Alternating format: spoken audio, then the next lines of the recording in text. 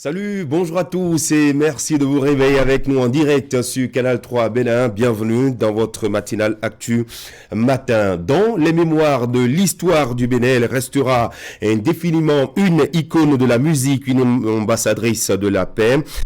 Toutes les fois que le moment viendra d'aller aux consultations électorales, ses œuvres pour l'unité nationale interpellera les consciences des acteurs, qu'ils soient politiques, civils et militaires. En ce mercredi 16 février, elle s'est éteinte. Vivi l'international de son nom d'artiste s'en est allé des suites de maladies et laisse derrière sa disparition une nation endeuillée, famille et femmes en pleurs. Depuis hier, les hommages lui rendent le témoignage de ce qu'elle fut et de ce qu'elle demeurera aux yeux de tous. Paix à l'âme de la diva. Va-t-il se tenir ou non ce vendredi? La question reste posée à la Bourse du Travail. Les initiateurs du meeting de protestation contre la cherté de la vie au Bénin semblent ne pas parler le même langage. Ils y vont certes, mais en rang dispersé. C'est le signe que projettent les centrales et confédérations syndicales qui plombent ainsi leur action dans la division. La pomme de discorde en cours d'émission à suivre la une des journaux et puis en fin d'édition, la revue de presse. Nous sommes jeudi. Le rendez-vous environnement, bas-fonds et marécages sous influence de l'urbanisation dans la ville de Cotonou. C'est de cela qu'il s'agira au forum que nous aurons ce matin en plateau. Un expert acteur impliqué dans la défense et la préservation des zones humides. Alfred Rougnon est le directeur de l'ONG Agir. Et puis, si vous êtes un abonné du réseau de téléphonie mobile MTN Bénin, il y a du nouveau. Les salons virtuels de l'emploi, c'est un événement qui va se dérouler les 24 et 25 février via une plateforme dédiée à cela pour la détection de talents en vue d'un emploi. Madame Viviane Sissou est directrice des ressources humaines de MTN Bénin. Elle nous donnera plus d'informations dans cette émission puisqu'elle sera en plateau avec nous. Merci de votre fidélité. Voici la météo.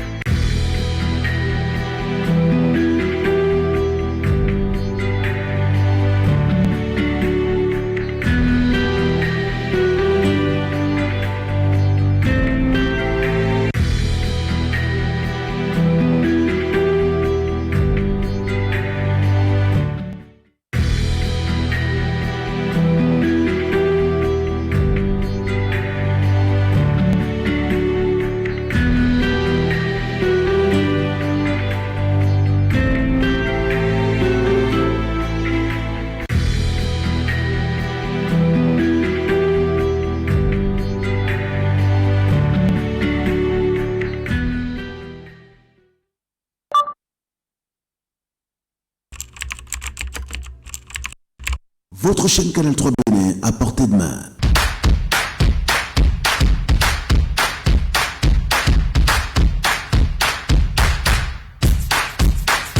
Découvrez désormais, depuis votre smartphone ou tablette, toute l'actualité nationale et internationale, vos émissions préférées de la chaîne Canal 3 en live 24/24, où que vous soyez, à travers son application disponible en téléchargement libre sur Play Store. Canal 3 et sur le www.canal3television.com. Vous êtes les bienvenus. Canal 3, la passion de l'image. Dans votre mini-journal ce matin, il sera question du renouvellement des instances dirigeantes à la coopérative des entreprises de transformation d'ananas du Bénin en Assemblée générale ordinaire. La CITRAB s'est prêtée à l'exercice du bilan des 3 années d'activité du bureau sortant et c'était hier au champ d'oiseaux de Cotonou. Et puis une autre Assemblée générale ordinaire et ceci du côté de Savalou et c'est pour un parlons de vivre offert aux plus démunis de la localité que l'association Action Solidarité et Partage ouvre les activités en prélude à la rencontre. Cette assemblée générale va être la 14e de l'histoire de cette organisation fraternelle. On retrouvera William Cliquant à l'heure du midi-journal. Restez avec nous. Voici pour vous la une des journaux.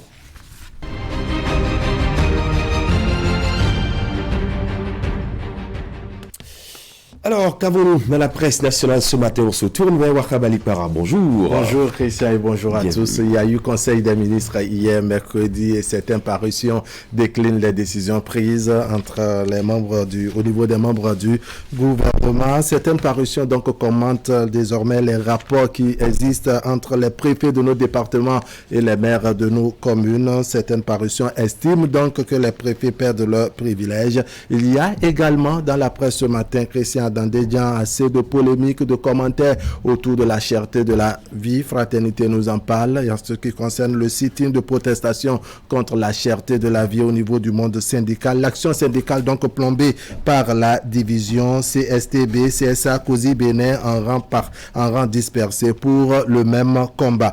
Hausse vertigineuse du prix de l'essence frelatée. Dernier assaut contre le bailleur. Une information à découvrir à la page 4 du quotidien Fraternité paru ce jour. Et puis Covid-19 au Bénin, infodémie, l'autre virus qui oblige la veille accrue des médias. Achetez Fraternité, vous avez le reste des détails. À la une du quotidien d'Abarou, interdiction de la consommation de la chicha dans le département du Borgou. Le phénomène en pleine expansion dans les bars. Et puis promotion du numérique en Afrique de l'Ouest, l'appel à candidature pour les startups tech lancés. Le challenge, quotidien le challenge, nomination de cadre au ministère des Infrastructures et des Transports. Le ministre Hervé Romer s'entoure de nouveaux brain trusts. Jack Ayadji, gardé, maintenu et renforcé, constate le challenge. Et puis sécurité des personnes et des biens, désormais la vidéoprotection dans les lieux publics. La boussole, accès universel à l'eau potable, bientôt la fin du calvaire dans les villes du département des Collines. Le génie du ministre Adambi en œuvre. Et puis pour le renforcement de la sécurité publique, l'État autorise la collecte de données par système de vidéoprotection.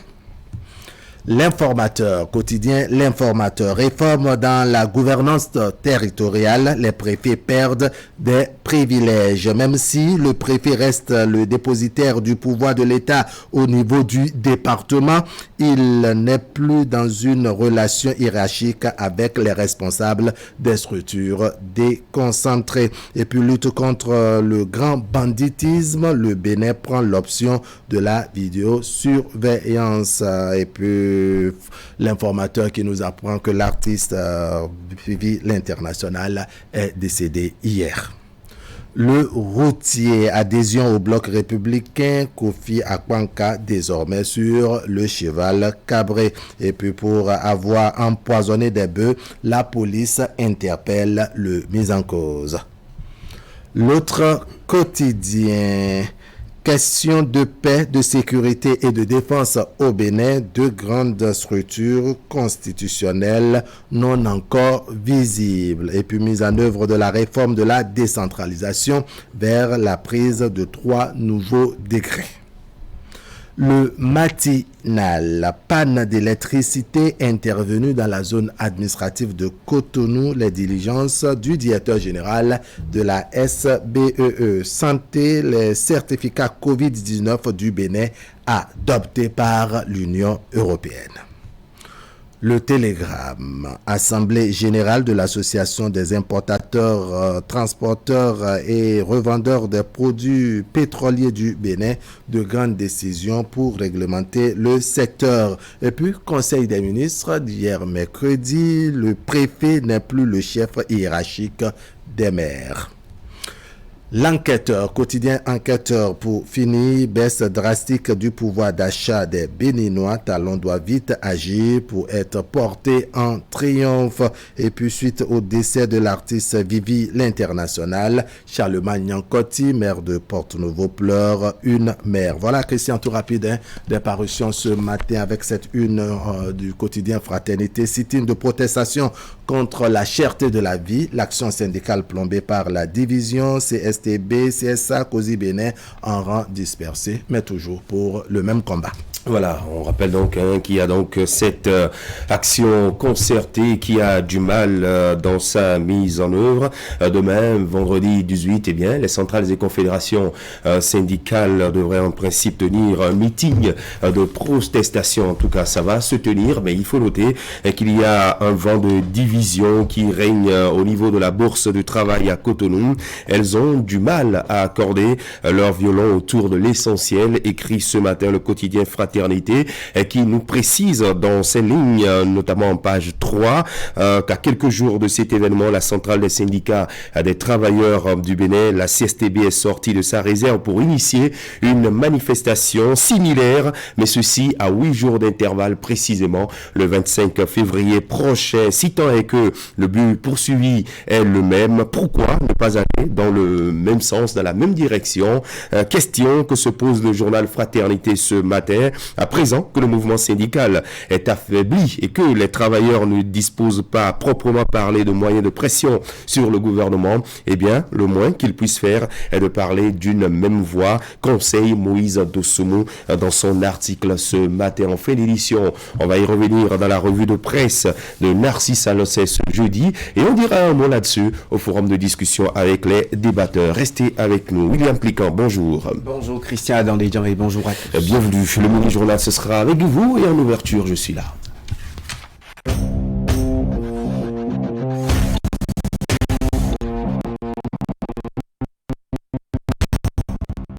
Chers clients, partenaires et abonnés du groupe de presse Fraternité, pour toute commande et information relative à nos produits et prestations à Fraternité FM, Fraternité, Canal 3 Télévision, appelez les numéros suivants aux heures et aux jours ouvrés.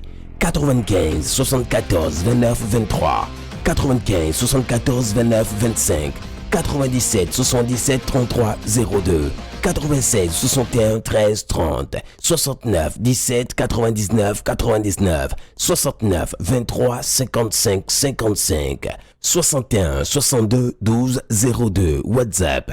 Email canal3bénin@yahoo.com, info@canal3télévision.com, fraternitéfm@yahoo.com, fraternews@yahoo.com.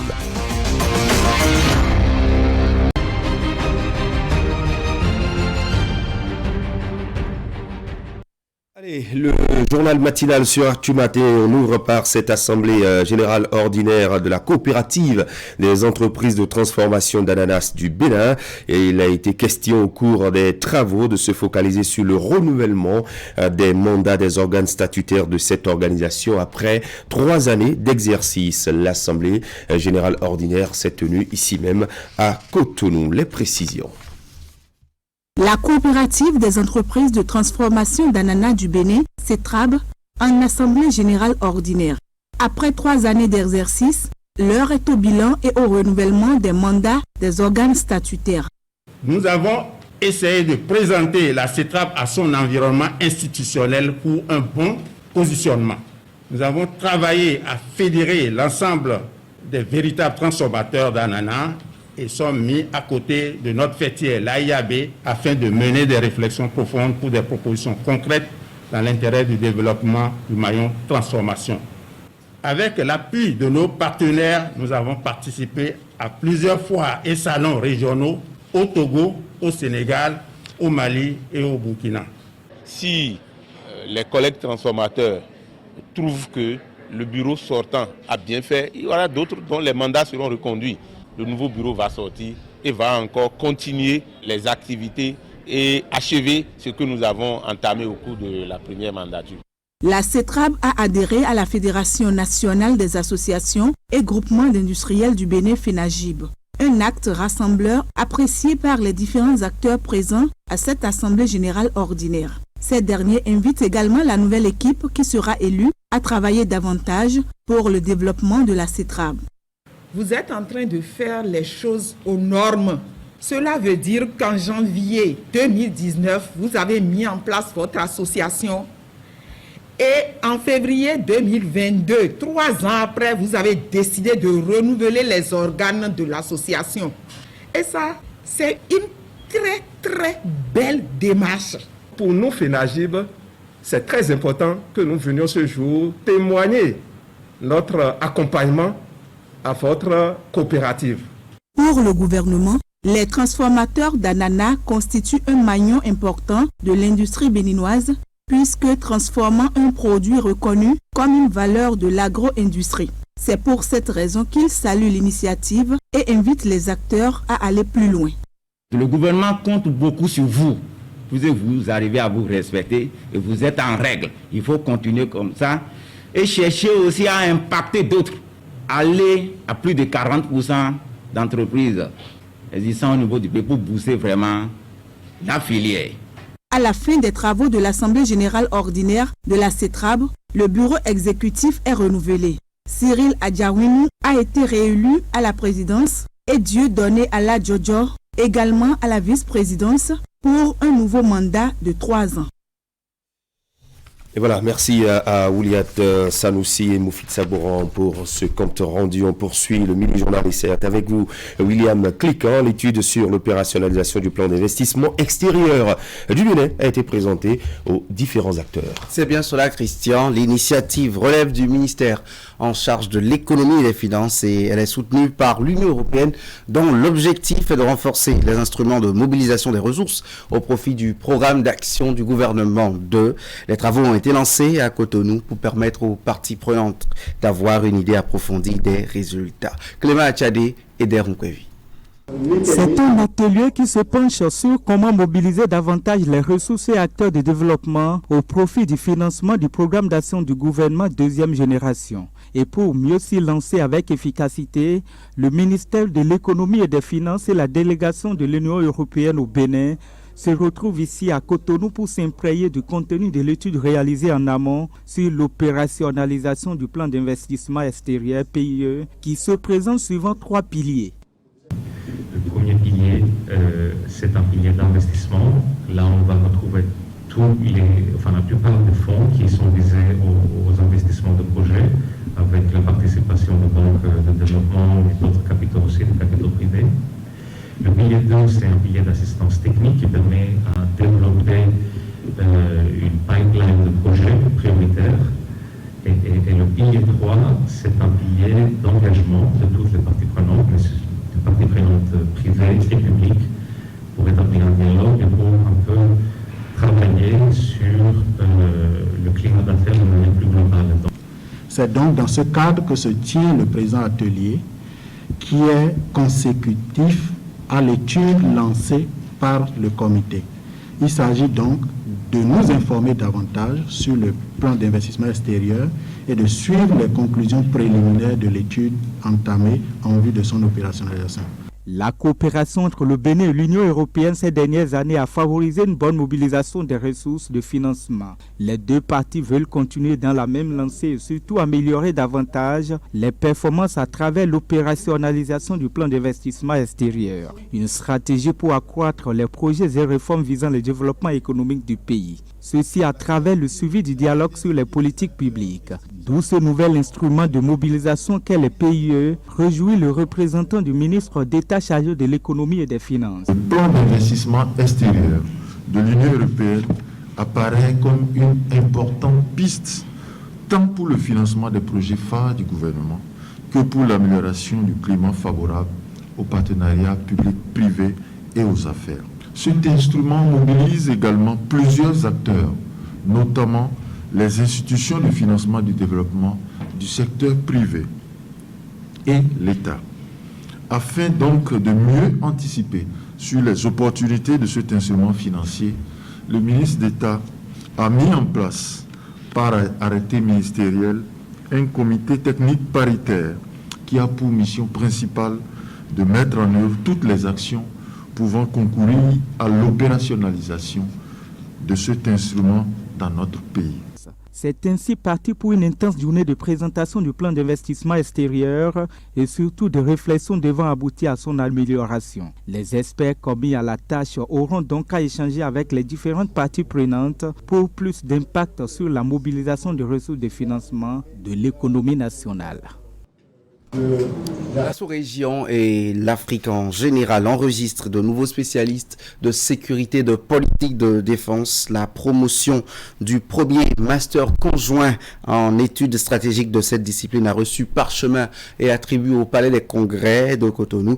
C'est une formation conjointement dispensée par la faculté de droit et de sciences politiques de l'Université de Parakou et l'École nationale supérieure des armées avec le soutien de la Fondation Konrad Adenauer. Voici la toute première promotion du master conjoint en études stratégiques, sécurité et politique de défense. Une formation rigoureusement gérée par la faculté de droit et de sciences politiques de l'Université de Parakou avec le soutien de la Fondation Konrad Adenauer.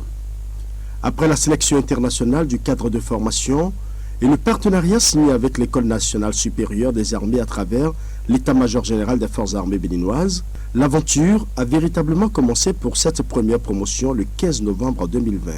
Avec une sélection initiale de 30 auditeurs, externes et stagiaires du coup d'état-major, nous avons enregistré un abandon, mais nous avons surtout enregistré des succès tels que le doyen les a présentés.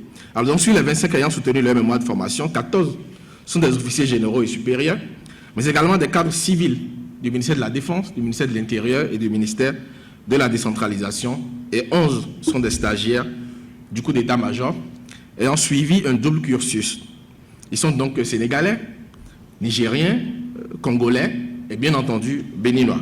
Et je peux vous dire, comme nous le disons officiellement, c'est le fleuron, c'est un des fleurons de nos masters à l'Université de Parakou.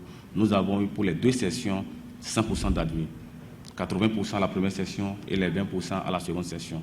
Je peux vous dire que les règles académiques ont été respectées et les chefs de département qui sont dans la salle ne vont pas me démentir que ces délibérations ont respecté toutes les conditions substantielles et formelles des délibérations. Au nom des enseignants de ce programme de master, je voudrais dire à nos lauréats que cette cérémonie de remise des diplômes représente un moment infiniment important qui consacre l'ensemble des efforts que vous et nous avons fournis tout au long de l'année académique 2020-2021. Elle représente aussi une étape vers un avenir que nous espérons meilleur pour tous. Après le sacrifice consenti pendant plusieurs mois, les lauréats peuvent enfin recevoir avec fierté leur parchemin de fin de formation. C'est un nouveau cycle qui commence ainsi dans leur carrière professionnelle et ils devront mettre leurs compétences au service de leurs nations respectives. Ces enseignements diversifiés nous permettront désormais, dans le cadre de nos professions respectives, de mettre à la disposition des autorités militaires et civiles des réflexions stratégiques adaptées pour une meilleure prise de décision.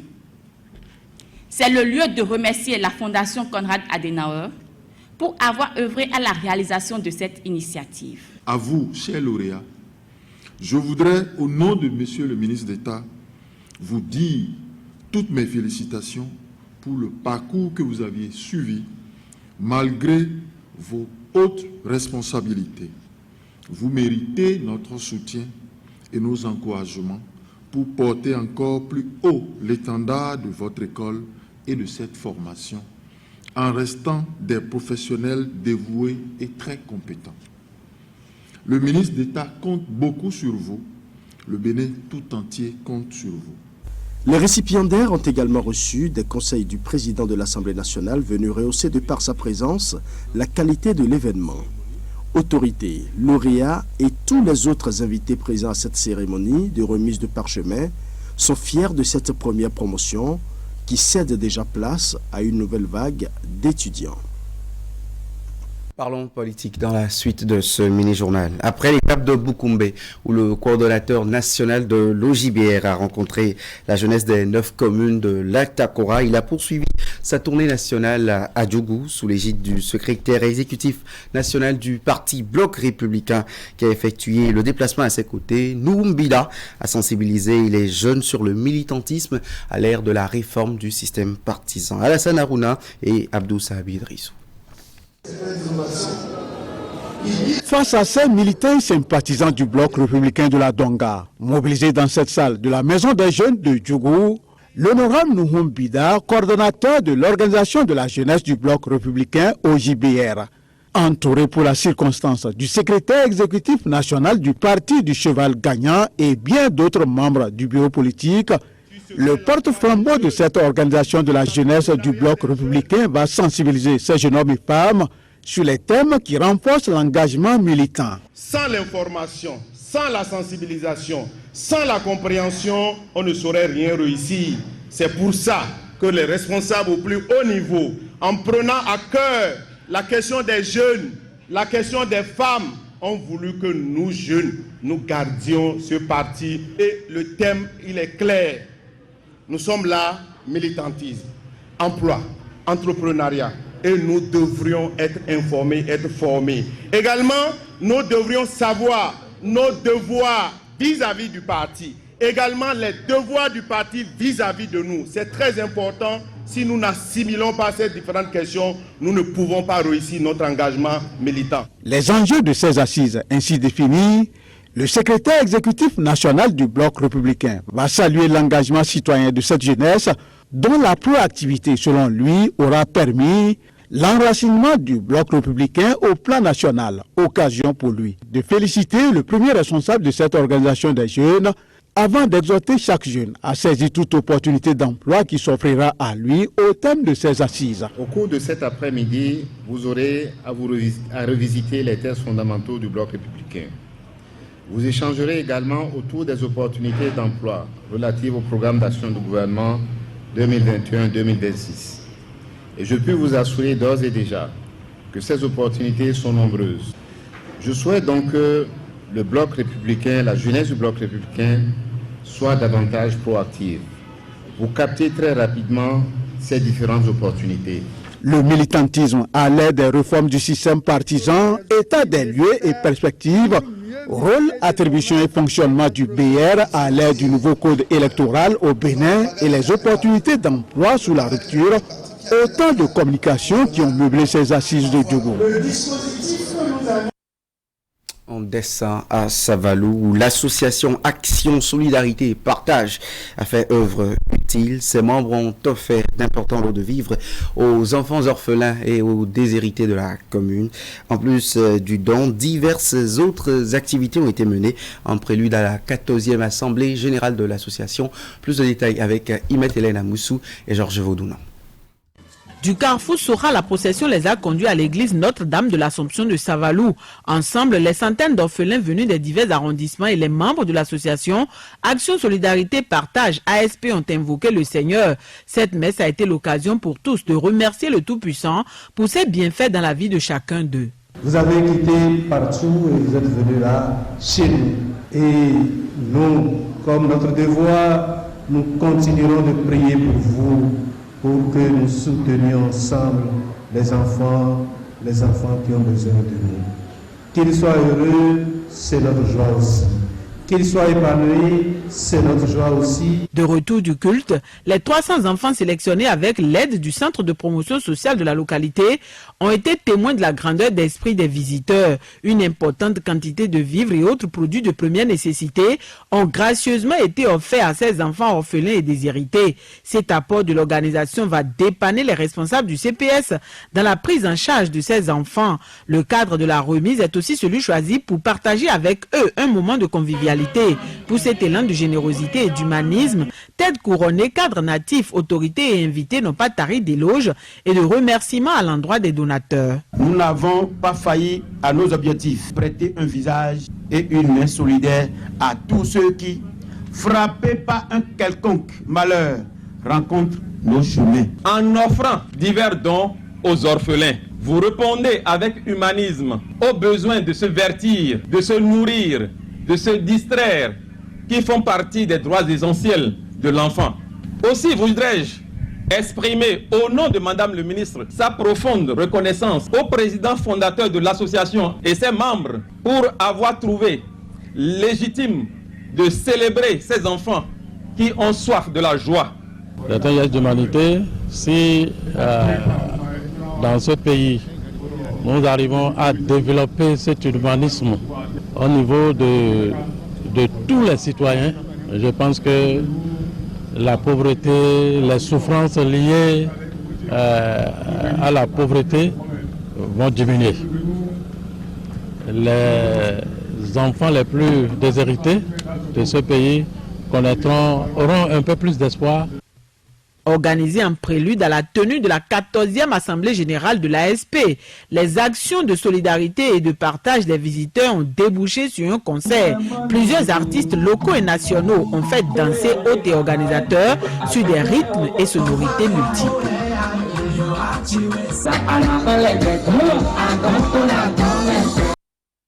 Actu Matin se poursuit avec vous, Christian Adanvidjan. Merci beaucoup, William. Cliquant Actu Matin, la suite du programme matinal. Eh bien, ce matin, il sera question des zones humides à Cotonou, les bas-fonds et marécages qui sont sous influence de l'urbanisation. Vous suivrez donc nos discussions en plateau avec Alfred Ronou, qui est directeur exécutif de l'ONG Agir. On rappelle qu'il est expert dans la gestion des zones humides. Et puis, dans la suite du programme, tout de suite, on va faire un tour sur les marchés, comme tous les jeudis d'ailleurs, avec Clément Tchadé.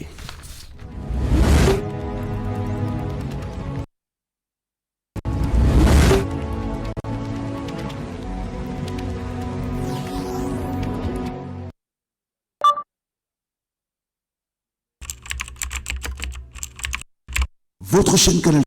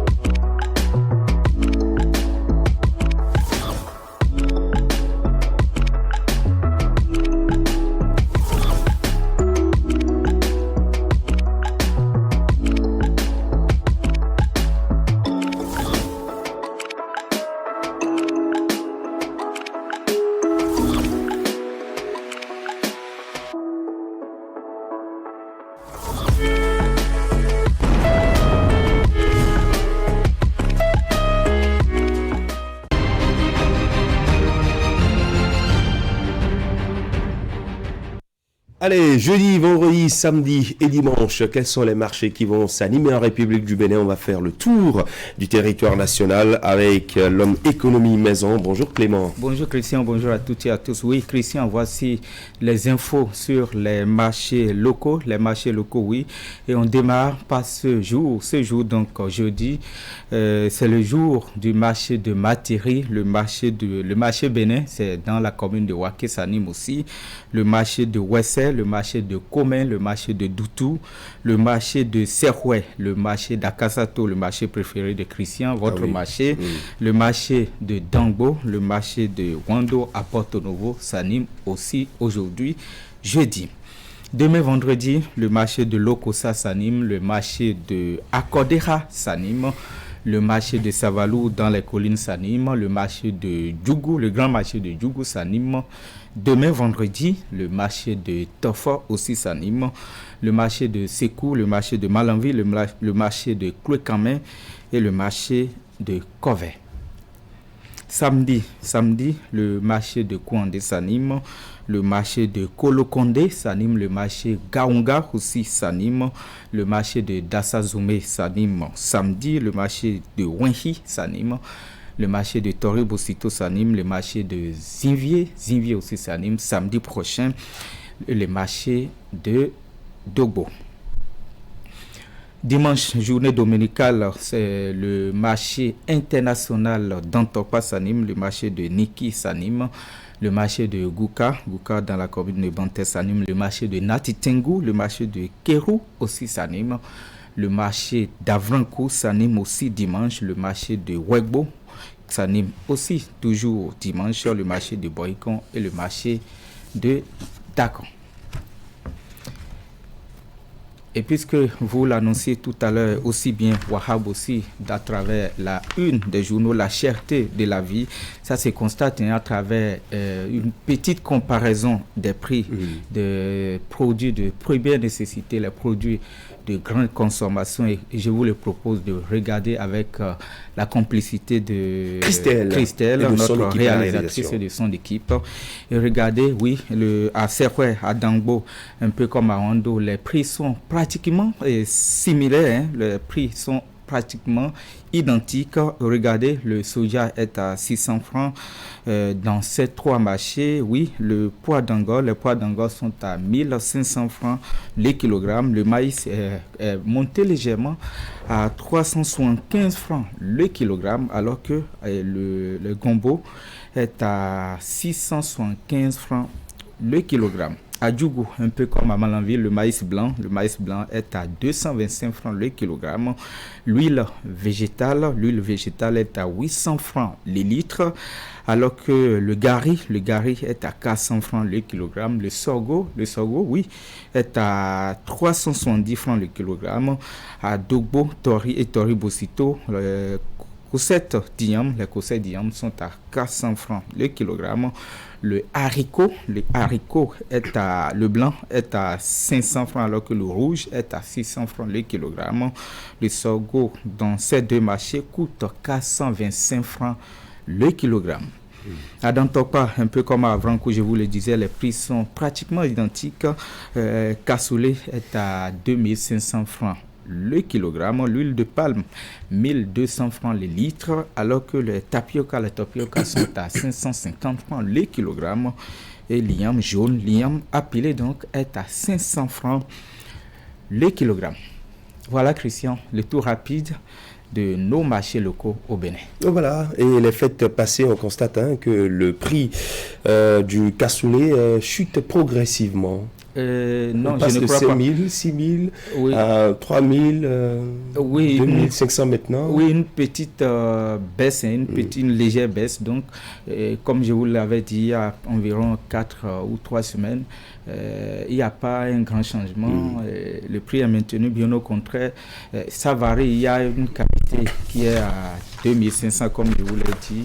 Il y a une autre qualité. Et par exemple, au marché de Fifaji, où j'étais allé faire le constat, on vend même les cassoulets jusqu'à 3 500 francs.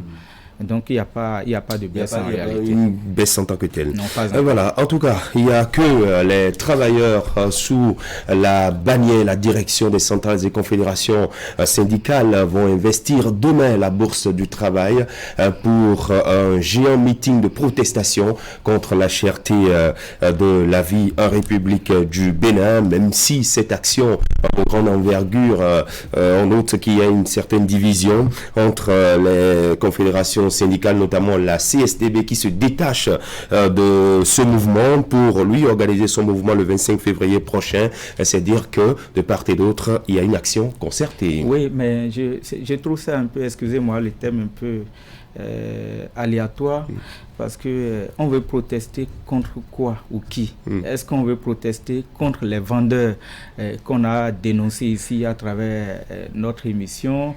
Est-ce qu'on veut dénoncer ou on veut, je sais pas, protester contre les produits eux-mêmes ou bien aux producteurs qui, au nom du libéralisme économique, chacun est libre de dire, ben voici le prix auquel je vends, ou on veut protester contre le gouvernement qui est l'autorité qui devait réguler le marché et le prix à travers les différents Justement, marchés. la réponse à votre question se trouve dans la page 3 du quotidien Fraternité. On veut protester contre la cherté des prix, interpeller le gouvernement pour réguler le secteur, l'activité économique en République du Bénin. C'était ça. Merci beaucoup Clément. Et je vous en prie. Bonne journée du jeudi. Rendez-vous lundi dans la page Écho. Allez, les sports, Ali Moumouni va s'installer tout à l'heure. Vous êtes prêts? Ali, bonjour. On vous retrouve dans un instant.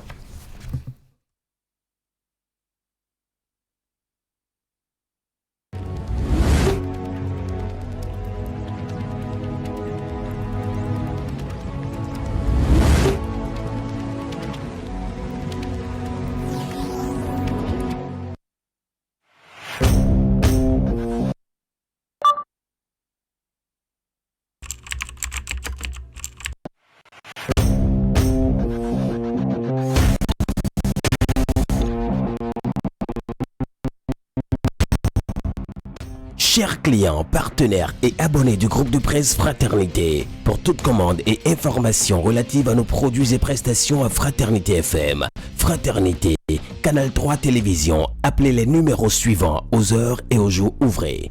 95 74 29 23, 95 74 29 25, 97 77 33 02, 96 61 13 30, 69 17 99 99, 69 23 55 55, 61 62 12 02, WhatsApp, email canal3benin@yahoo.com, info @canal3télévision.com, fraternité fm@yahoo.com, fraternews@yahoo.com.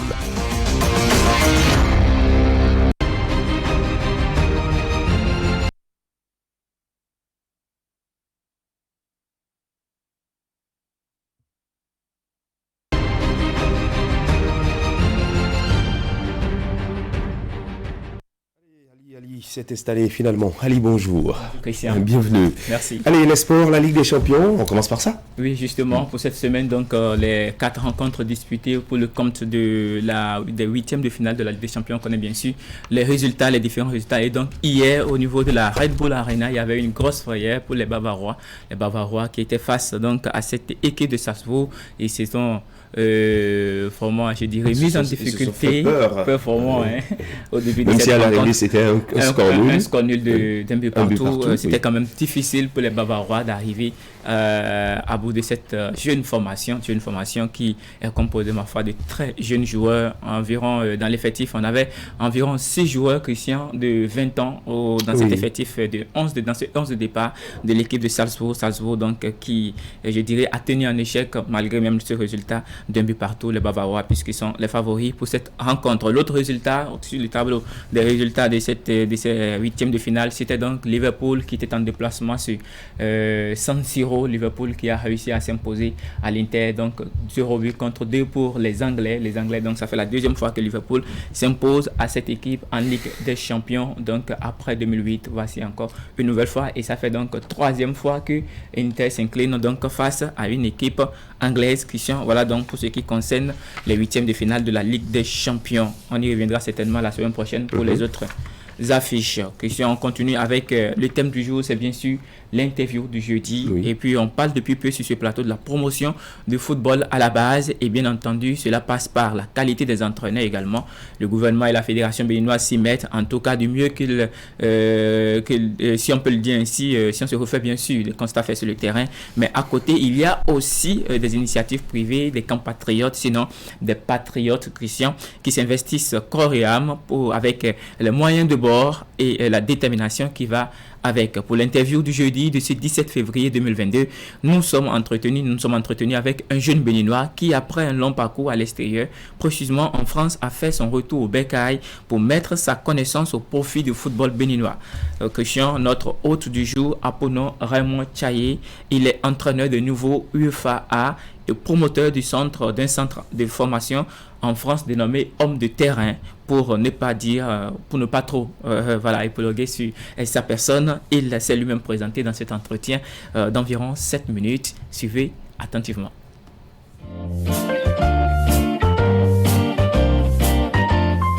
Bonjour, moi c'est Tchaye Raymond, franco-béninois. Je suis né à Paris, mais d'origine du Bénin, de père. Et j'ai évolué dans le monde du football en tant que joueur, aujourd'hui en tant qu'entraîneur. J'ai organisé le centre de formation du Red Star, club professionnel. Je suis aussi responsable de l'académie Zidane. J'ai monté ma propre académie, donc je suis dans le monde du football depuis plus de 20 ans, 25 ans. Et je suis diplômé UFA.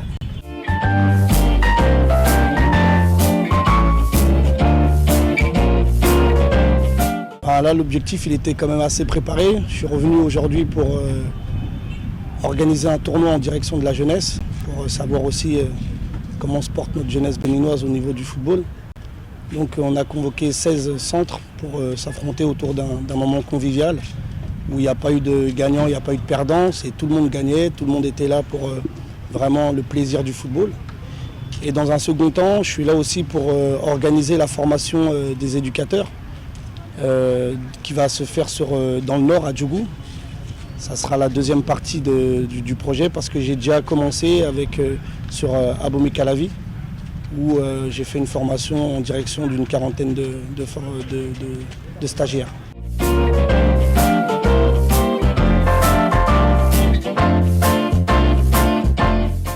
Après, la diaspora africaine, de tout le continent africain, on se côtoie assez régulièrement, et il y a beaucoup de retours au pays. Et je me suis dit pourquoi je ne retournerais pas dans mon pays après avoir acquis toute cette expérience. À quoi va me servir cette expérience? Donc j'essaye de la mettre au profit de ma terre natale pour capitaliser tout le potentiel qu'il y a sur la terre.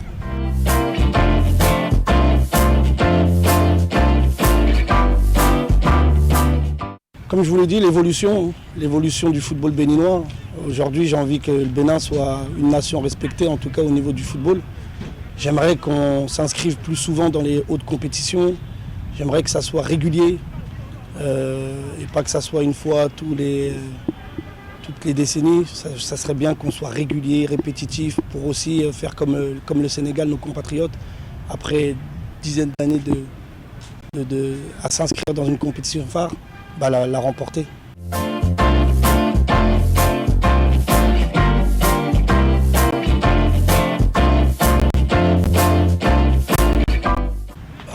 Moi, je suis sur du long terme. Après, il y a plein de facteurs qui vont jouer. Le long terme, c'est pas tout seul. Moi, je viens parce que j'ai une volonté, mais il faut que cette volonté soit accueillie pour pouvoir pérenniser tout le travail qu'on est en train de faire. Maintenant, si les Béninois sont d'accord de m'accepter et de poursuivre avec moi sur ce terrain-là, j'irai loin. Maintenant, si j'essuie des refus ou on me met des bâtons dans les roues, on ne veut pas que je progresse dans ce sens-là, je resterai en Europe et je vaguerai à mes occupations européennes. Mais je tiens vraiment à donner tout mon soutien, en tout cas, au football béninois.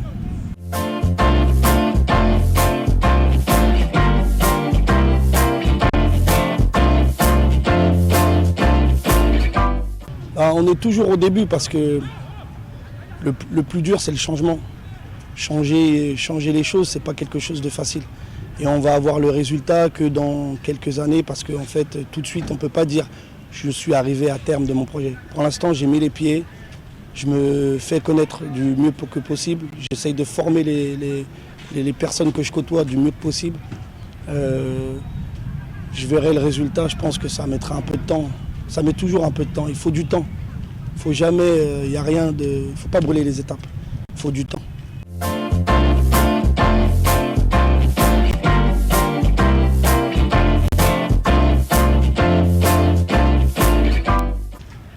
Je suis dubitatif, je suis un peu ravi, un peu déçu. Je suis ravi parce qu'il y a de la bonne volonté, il y a beaucoup de bonne volonté. C'est dur de travailler dans des conditions pareilles. Et il y a beaucoup de bons jeunes. Il y a beaucoup de bons jeunes qui vont passer à côté de plein de choses. Bon, c'est un peu normal, on ne peut pas sauver tout le monde. Mais il y a vraiment des bons talents. En cherchant bien, on peut trouver vraiment du talent brut. Et ça, c'est important. Après, au niveau de la formation, c'est vrai qu'il manque des choses. Il manque des principes de base pour que ça puisse évoluer de manière correcte. Une fois que des installations aussi, des installations sur lesquelles les petits évoluent, elles ne sont pas propices à vraiment s'épanouir dans le monde du football. Maintenant, ça développe des qualités intrinsèques différentes. Ce qui est bien, c'est que la déformation du terrain te demande une application différente que tu n'as pas forcément en Europe. Mais aussi, il faudrait encore pousser la formation un peu plus loin pour qu'on ait des top joueurs, un peu comme Sergio Mané, Eto'o, pour citer que Mohamed Salah, des gens qui sont capables de redorer le pays à l'extérieur et comme à l'intérieur.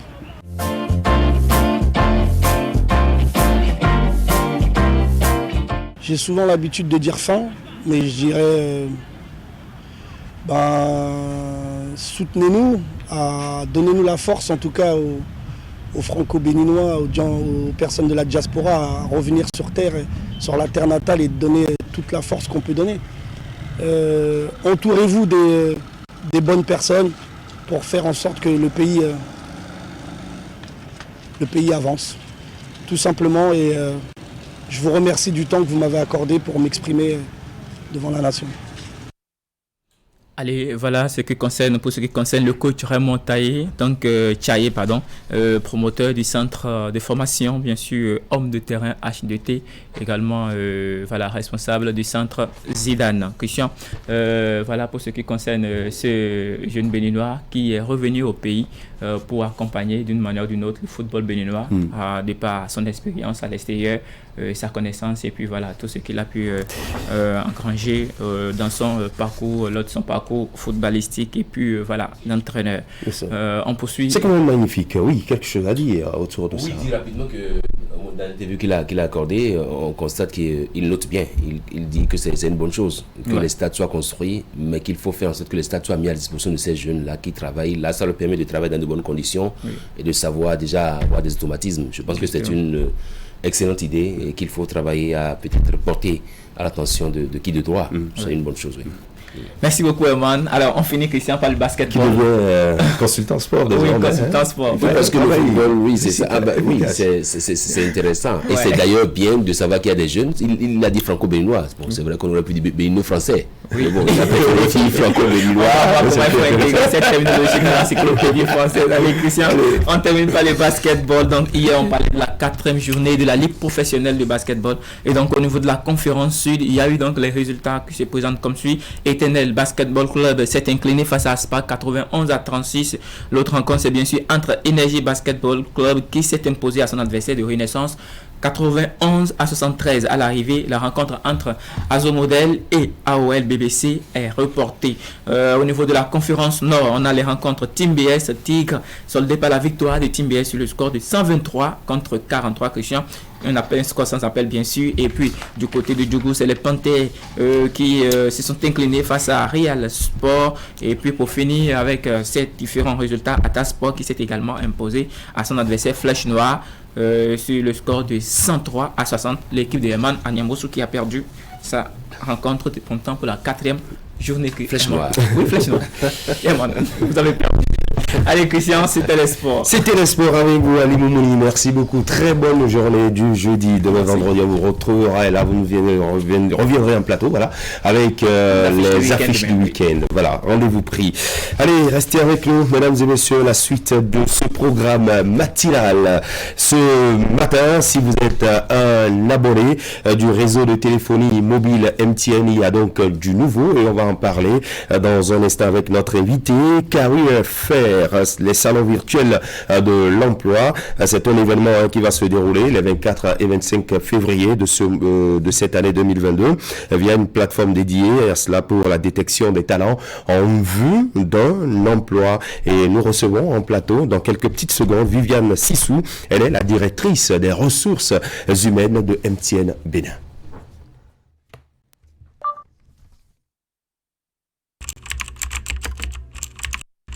Votre chaîne Canal 3 Bénin à portée de main.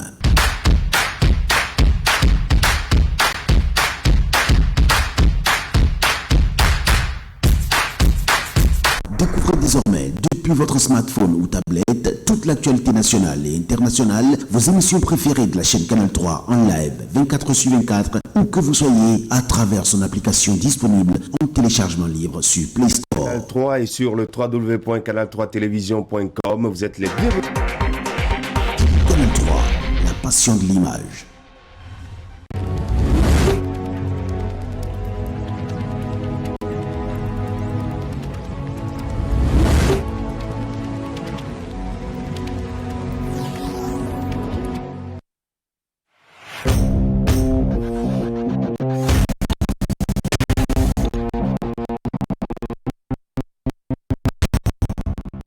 Chers clients, partenaires et abonnés du groupe de presse Fraternité, pour toute commande et information relative à nos produits et prestations à Fraternité FM, Fraternité, Canal 3 Télévision, appelez les numéros suivants aux heures et aux jours ouvrés.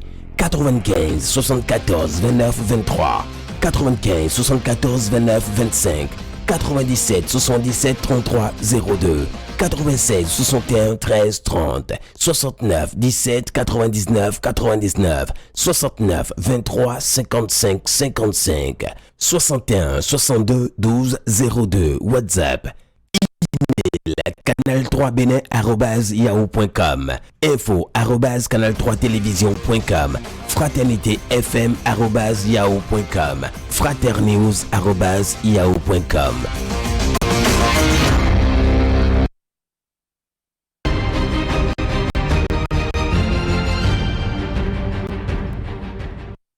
Alors, ce rendez-vous virtuel avec les abonnés de MTN Bénin, on en parle avec vous. Bonjour, Madame Viviane Sissou. Bonjour. Bienvenue sur Actu Matin. Pour les téléspectateurs, eh bien, vous êtes la directrice des ressources humaines de MTN Bénin. Et vous êtes venue partager avec nous et nos téléspectateurs une très bonne nouvelle. Parlez-nous-en.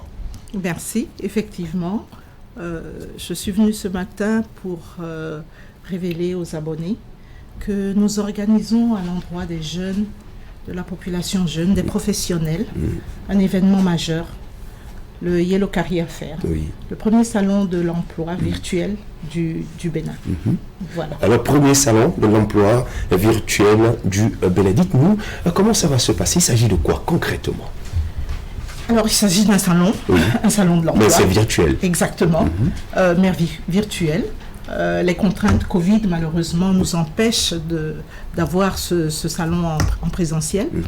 Et donc, les 24 et les 25, nous avons donc décidé de pouvoir offrir de manière virtuelle, en ligne, à tous les professionnels, à tous ceux qui sont à la recherche d'un emploi, à tous ceux qui sont tournés vers le futur, de pouvoir se connecter à nous et de pouvoir prendre toutes les opportunités qui vont s'offrir à eux et échanger avec nous sur les éventuels postes que nous pouvons offrir. Et c'est ça, c'est-à-dire donc que tout se passera en virtuel. Il y a une plateforme qui est dédiée à cela. Effectivement, il y a une plateforme. Je crois qu'à partir d'aujourd'hui, et je confirme qu'à partir d'aujourd'hui, nous allons donc lancer le lien. C'est très simple, il va suffire de se connecter à ce lien, de s'inscrire, de mettre son profil et de charger son CV. Et c'est tout. Et c'est tout. Ce sera aussi simple de prendre rendez-vous alors une fois que le CV est chargé et que vous recevez la notification que c'est accepté. C'est accepté, c'est validé. Vous prenez un rendez-vous pour rencontrer les gens de MTN. Alors d'accord, il y a un dispositif qui est mis en place de l'autre côté pour rencontrer tous ceux-là qui vont souscrire à cela, qui vont s'inscrire sur la plateforme. Exactement. Vous vous inscrivez, vous prenez rendez-vous et les 24 déjà, dans une première séance, nous présentons l'entreprise. Brièvement, nous présentons l'entreprise à nos futurs employés, nos potentiels employés. Et le 24 au soir, nous commençons alors ce que nous appelons le job dating. Donc, les candidats vont passer. Les candidats vont passer très rapidement et ils vont devoir nous dire quelles sont leurs forces. Et nous allons apprécier très rapidement. Et après, nous aurons une sélection. C'est ça. Y a-t-il un coût derrière tout ça pour l'abonné ou le candidat? Non, pour l'abonné, il n'y a pas de coût. Pour l'abonné, il n'y a pas de coût. Je ne pense pas. Il n'y a rien à payer pour s'inscrire? Non, absolument rien. C'est gratuit. Donc, que personne... Il faut juste avoir le forfait. Il faut juste avoir le forfait effectivement, il faut juste avoir le forfait pour s'inscrire. Un coût pour l'entreprise... Pas spécialement, à part le coût de la plateforme que nous avons générée nous-mêmes. D'accord, alors tout le dispositif est mis en place pour que cela marche. Alors, quels sont les types d'emplois qui sont ouverts sur la plateforme? Alors, nous avons voulu donner l'opportunité à tout le monde. Nous avons voulu donner l'opportunité à tout le monde.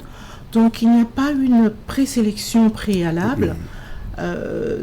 Nous voulons que tous les jeunes, tous les professionnels puissent s'inscrire à ce salon, mais il est important que je puisse mettre l'accent ici sur le fait que le monde est en train de changer, les entreprises se transforment, MTN se transforme, et donc MTN a besoin de certaines compétences que nous appelons les compétences du futur. Ces jeunes-là qui sont dans les métiers du futur, qui peuvent nous aider dans cette transformation digitale, nous avons besoin d'eux. Nous avons besoin des femmes. La diversité est vraiment quelque chose sur lequel nous mettons l'accent et nous encourageons beaucoup les candidatures féminines. C'est ça. Voilà. Alors, quels sont les objectifs là que vous visez au-delà de transformer de façon beaucoup plus digitale l'entreprise aujourd'hui? C'est vrai, nous voulons transformer de manière digitale l'entreprise, mais nous voulons également donner des opportunités aux jeunes. Nous voulons donner des opportunités à ceux qui sont déjà sur le marché de l'emploi et qui cherchent à se développer, qui cherchent à faire autre chose, des professionnels. Je pense que c'est du donnant-donnant. C'est du donnant-donnant. De notre côté, nous recherchons quelque chose, mais de l'autre côté, nous voulons vraiment nous inscrire dans ce... nous inscrire dans ce programme du gouvernement qui est de développer les jeunes. Donc, offrir aux jeunes une plateforme où aujourd'hui nous ne pouvons réellement pas les contacter en one-to-one. Nous leur offrons une plateforme pour venir vers nous. C'est ça. Et chacun prend sa chance. Alors, ça va se passer quand? Ce mois de février, précisément? Alors, ça va se passer ce mois de février, effectivement. Ça va se passer à partir du 24. La semaine prochaine, les 24 et les 25 février de cette année. Ça fait 2 jours, 48 heures. Est-ce que vous pensez que c'est suffisant pour absorber le grand nombre de demandeurs que je sais déjà ça peut sembler peu, ça peut sembler très peu, mais au même moment, comme je le disais tantôt, ces interviews sur ces 2 jours vont consister à ce que les anglophones appellent le job dating. Donc, c'est des passages très rapides, qui nous permettent, nous, d'identifier ces personnes clés-là, ces personnes qui ont ce potentiel que nous recherchons. Et derrière, il y a un travail plus posé qui va se faire plus tard, où nous allons recontacter ces personnes-là et faire vraiment maintenant des interviews en bonne et due forme. Voilà. Vous avez une question? Oui, vous avez dit que les CV seront rechargés ou seront chargés. Est-ce qu'il y a un formulaire qui sera proposé au potentiel de l'emploi? Sur la plateforme, il y a déjà un petit formulaire qui permet au candidat de mettre son profil, mais de manière plus poussée, de mettre son CV qui nous permet de vraiment lire de manière approfondie à qui on a affaire. Voilà. D'accord. Un dernier mot à l'endroit de ceux-là qui vous suivent en ce moment et qui sont, je dirais, peut-être intéressés par votre offre. Ben oui, tout ce que je peux dire, c'est que j'encourage une participation massive. Allez sur les sites de MTN, sur sur Facebook, sur Twitter, LinkedIn. Nous sommes partout. Inscrivez-vous. Les dames, inscrivez-vous. Vous souhaitez la promotion des dames. D'accord, vous écoute. C'est tout à fait normal. Est-ce qu'il y a une tranche d'âge qui est intéressée par ou qui est concernée par cette offre d'emploi?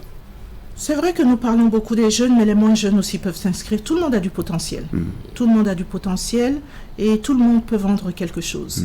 Donc, une tranche d'âge, pas vraiment. Les 45 ans, 50 ans, s'ils ont du potentiel, ils peuvent s'inscrire. Ils peuvent s'inscrire sans problème. Ils peuvent s'inscrire. D'accord. C'est super bien. Merci beaucoup, Madame Viviane Sissou. Merci d'être passée sur Actu Matin. Vous avez quelque chose d'autre à ajouter? Non, c'est parfait. Tout. Seulement que on attend les candidats. Vous attendez les candidats. Alors, on avait 4h25. Le rendez-vous a donc pris pour Yellow Career Fair. C'est un salon virtuel de MTN Bénin qui offre d'abord une ouverture sur l'emploi. Viviane Sissou est directrice des ressources humaines de MTN Bénin. Très bonne journée du jeudi à vous.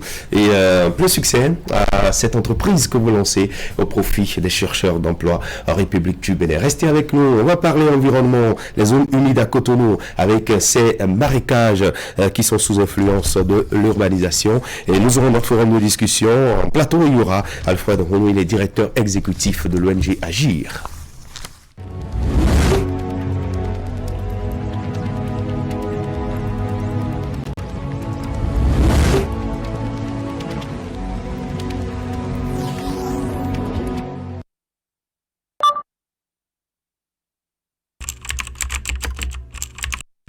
Votre chaîne Canal 3 Bénin à portée de main.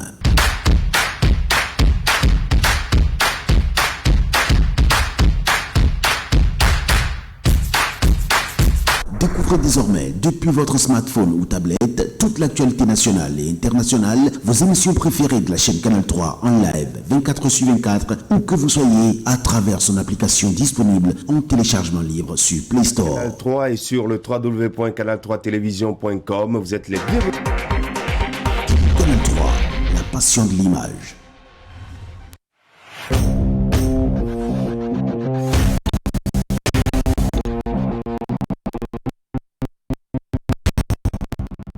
Chers clients, partenaires et abonnés du groupe de presse Fraternité, pour toute commande et information relative à nos produits et prestations à Fraternité FM, Fraternité, Canal 3 Télévision, appelez les numéros suivants aux heures et aux jours ouvrés.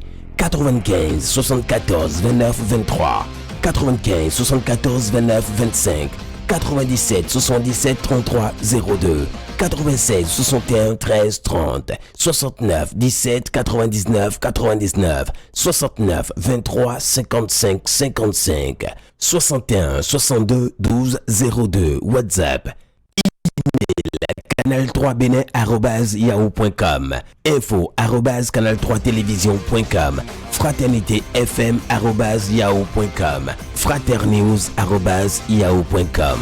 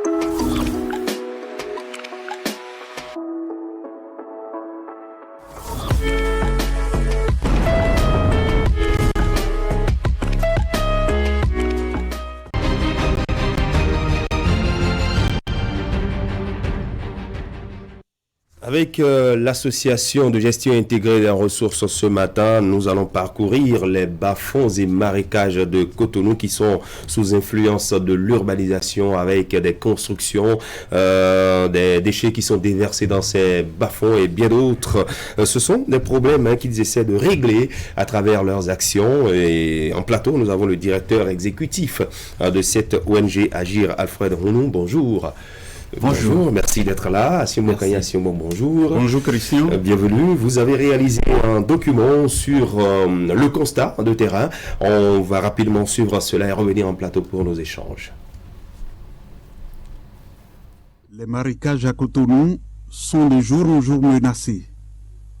Autrefois riches en biodiversité, ils subissent des dégradations au point d'en perdre les ressources qu'ils comportaient. Aujourd'hui, Cotonou, nous habitons tous, n'a plus aucune richesse touristique naturelle à vendre. Les refuges de Fifadi constituent aujourd'hui le dernier refuge de la biodiversité de Cotonou, ce qu'il faut absolument sauvegarder. Ici, nous avons les poules d'eau, les varans, les crocodiles, qui sont tout de suite ici, qu'il faut sauvegarder pour la richesse touristique de Cotonou. On trouve des poules, des coqs et des canards d'eau dans les marécages que les visiteurs viennent regarder en train de voltiger.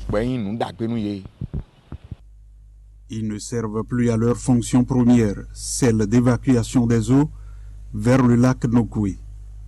Raison, ils deviennent des dépotoirs sauvages, des réceptacles de déchets de toutes sortes. C'est l'incivisme des citoyens que nous sommes. Chacun qui chez lui avait ses déchets solides, il vient les déverser dans le canal. Or, la municipalité a normalement prévu des sites pour traiter ces déchets solides-là.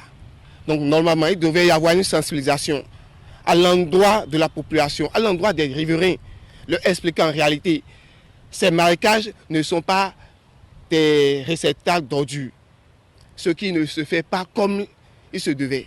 L'État sensibilise régulièrement sur l'interdiction de jeter des ordures dans les marécages. C'est la lutte que nous menons jour et nuit contre ceux qui viennent y déverser des ordures. Nous les renvoyons. Au nombre des organisations non gouvernementales impliquées dans la préservation des marécages, l'Association de gestion intégrée des ressources. Pour la cause, des jeunes, des adultes et même des femmes qui ne ménagent leurs efforts. Tous luttent depuis quelques années à la sauvegarde de ces marécages et des espèces qu'ils contiennent. Nous avons lancé le cri de cœur pour que le gouvernement passé puisse nous accompagner. Des efforts ont été faits. Nous saluons au passage le président Patrice Talon lors de son premier quinquennat. Nous avons eu à travailler plusieurs fois avec le ministère du cadre de vie qui nous avait aussi accompagnés. Mais aujourd'hui, il reste encore beaucoup d'efforts à faire parce qu'aujourd'hui, ces marécages sont remplis d'immondices, des ordures de toutes sortes, aussi solides que liquides. Nous sommes un certain nombre de membres de l'ONG Agir avec des voisins de plusieurs arrondissements et de Vossa qui nettoyons l'eau des marécages.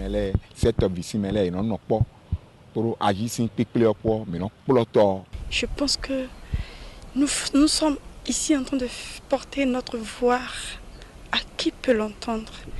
Nous voulons que l'État, nous voulons que le chef de l'État, ou mieux, en tant que femme, je voudrais m'adresser à la première dame de cette nation. Si elle peut nous écouter, si elle peut entendre ma voix, si elle peut mettre son doigt au plus très fond de moi, elle comprendra la douleur. Parce que ça va être un sacrifice si on ne nous porte pas la main. L'ONG Agir nourrit de grandes ambitions pour ces marécages.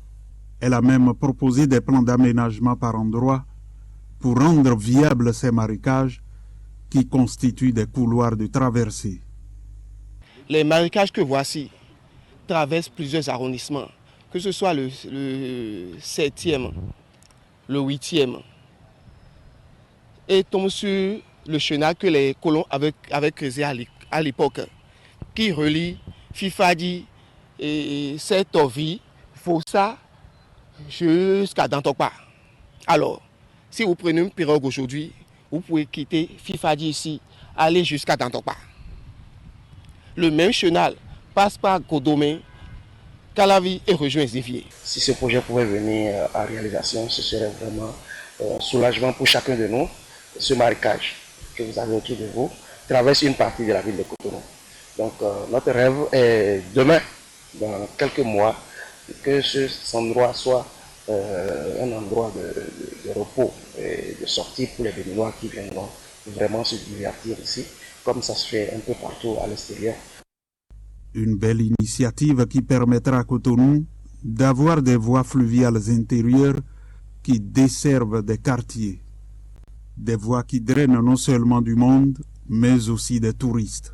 Ceci pour que les marécages retrouvent leur utilité à l'origine de leur existence. C'est bien beau, hein? On a conclu sur de très belles images. C'est l'envers qui vient cacher un peu l'envers du décor, hein, ce que nous avons vu au préalable avec ces images de bas-fonds remplis d'ordures et bien d'autres. Merci beaucoup, Asiomo Kanye Asiomo. Vous étiez sur le terrain, certainement en cache-nez, sinon vous allez respirer des odeurs pas possibles, hein, avec ce que nous avons vu au départ. Ça, c'était sûr. Si on n'avait pas pris des dispositions, par exemple, nous étions allés à Vossa, Jonction, ah oui, quand on dit Vossa, les là-bas. Il y a un marécage à ce niveau-là et au bord duquel les bonnes dames ont séché du piment dont l'odeur était très piquante, et si on n'avait pas mis nos cache-nez, bon, encore que nous sommes en période de Covid, le cache-nez était nécessaire, obligatoire. Malgré ça, ça nous piquait. On avait eu pour notre compte quand même, mais puisque le travail... le travail du reporter. Voilà, on a dû le faire dans ces conditions-là. Et ailleurs, c'est des odeurs qui vous accueillent au niveau de certains marécages. Pourquoi? Parce que les populations y ont jeté du moins... des déchets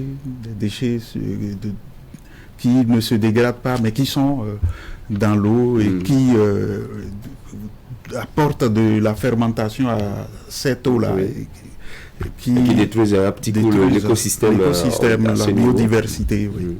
Voilà, Herman Niambossou, constat de ce que nous côtoyons au quotidien dans la ville de Cotonou. C'est à la fois une désolation de constater que nous sommes dans un environnement où l'être humain travaille toujours à dégrader. J'ai vu dans le reportage de la seconde ce bas-fond d'Aplomé.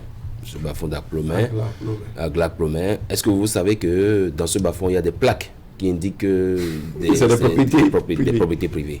Il y a des plaques dans ces bas-fonds.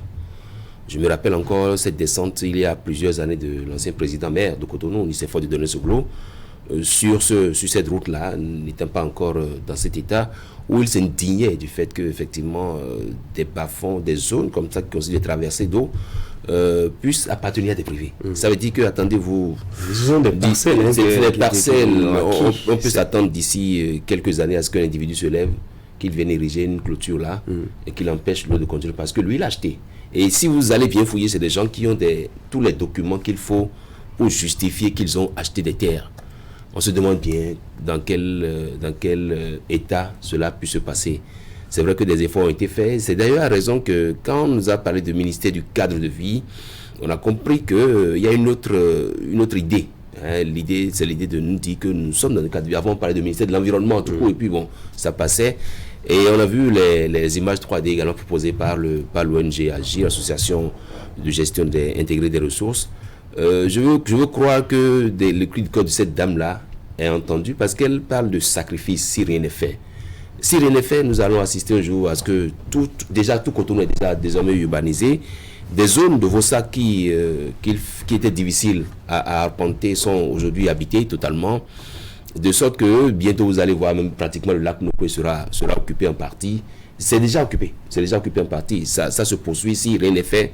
On va peut-être assister un jour, d'ici 30, 40 ans ou 50 ans, on dit là à nos enfants, bon, il y avait un lac qui passait par ici, parce que désormais, il y a des maisons qui seront construites. Je pense qu'il faut qu'on fasse très attention et qu'on redéfinisse un peu le cadre de vie du Béninois. Il faut qu'on le définisse. Oui, non, constat, désolation. Après ce constat, quand on jette un coup d'œil sur les images que nous a proposées tout à l'heure à Siongbon, Kani, à Siongbon, même si ces images s'achèvent par de belles autres images, n'est-ce pas, qui suscitent un rêve. Voilà, donc de belles autres images qui suscitent l'espoir. Mais il y a à s'interroger. Est-ce que les marécages, n'est-ce pas, et les bas-fonds sont importants? Si c'est non, eh bien, on peut s'en débarrasser. Mais s'en débarrasser avec la méthode qu'il faut, et là, on n'en parle plus.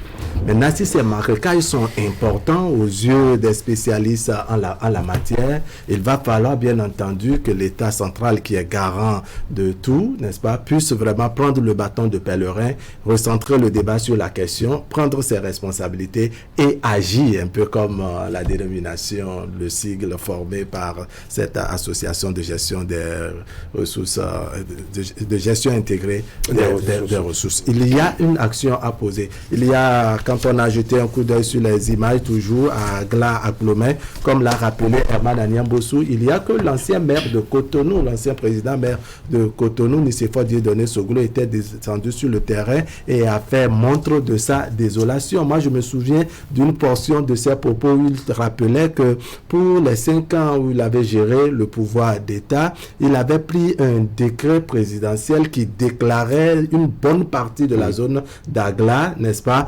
inhabitable. Il a fallu l'homme aux cheveux blancs, je répète, j'emprunte ses propos, l'homme aux cheveux blancs pour abroger ce décret. Il faisait donc allusion au général Mathieu Kérékou. Donc c'est dire que c'est sous le général Mathieu Kérékou, après à l'ère démocratique de Kérékou, que Kérékou donc a pris un autre décret pour abroger le précédent, et ça a permis aux gens de s'installer. Et on a eu des installations anarchiques parce qu'on comprend mal comment il puisse avoir des plaques dans l'eau, dans le bas-fond. Et on se pose la question de savoir est-ce qu'il peut pousser des personnes à aller s'acheter des terres, des bas-fonds. Des bas-fonds, effectivement. Est-ce que vraiment ce sont des domaines achetés, ou bien parce qu'il y en a qui ne se sont pas installés très vite, j'installe ma plaque, je mets ma plaque pour me déclarer propriétaire de ce mur. Bref, il y a autant d'interrogations. Maintenant, l'action humaine qu'on a vue, qui est en conflit avec l'environnement,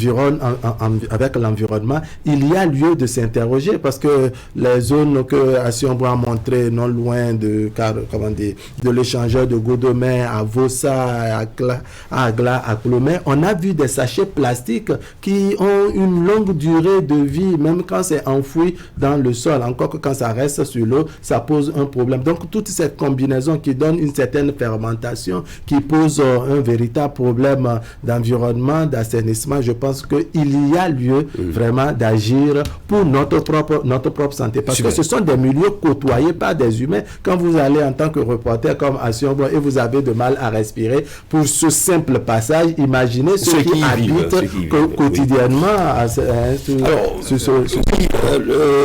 l'association de gestion intégrée des ressources, vous agissez sur cet écosystème, en tout cas au niveau des bas-fonds et des marécages. Alors votre action aujourd'hui, est-ce que ça porte véritablement quand vous descendez sur les lieux? Et je dirais oui, et un peu aussi non. Parce que déjà, il faut que je recontextualise un peu. Et AGI fait partie d'une plateforme de société civile, de nature tropicale. C'est grâce à elle qu'on est là. Donc, il y a des actions concertées. Par exemple, quand on a commencé par travailler au niveau du marécage de Fifadji comme modèle, on n'est pas allé juste sur le terrain. On a d'abord consulté M. Joséa, quel est l'état des lieux?